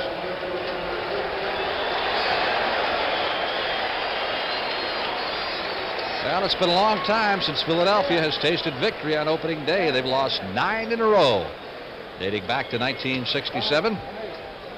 So it'll be a big win for the Eagles as they prepare to head to Los Angeles next week. And a tough encounter with the Rams, who last we heard were being upset by Atlanta. And you know they're going to be mean if that is the case. Don't forget Dallas, Minnesota coming up on most of these stations. Cowboys and the Vikings from Bloomington. Matchup of 2 Super Bowl contenders. Get a chance to watch Ricky Bell in this one. You'll get a chance to watch Tony Dorsett in the next one, although he's not scheduled to start for Dallas. Well, I think that'll do it. That will do it. No more timeouts left for the Bucs in the final 15 seconds. Rolling away, and Tampa Bay is saddled with its 15th consecutive NFL regular season loss. And the Philadelphia fans of 61,000 will go away happy for the first time on opening day in 9 years. Final score, the Philadelphia Eagles 13, the Tampa Bay Buccaneers 3. So for Johnny Unitas, this is Frank Lieber saying so long from the Veterans Memorial Stadium in Philadelphia. Stay tuned as the NFL Today continues after this word from your local station. A woman doctor is assaulted by her patient, but she won't call in the police. That's what baffles Rafferty. Patrick McGowan stars tomorrow at 10, 9 Central and Mountain on CBS.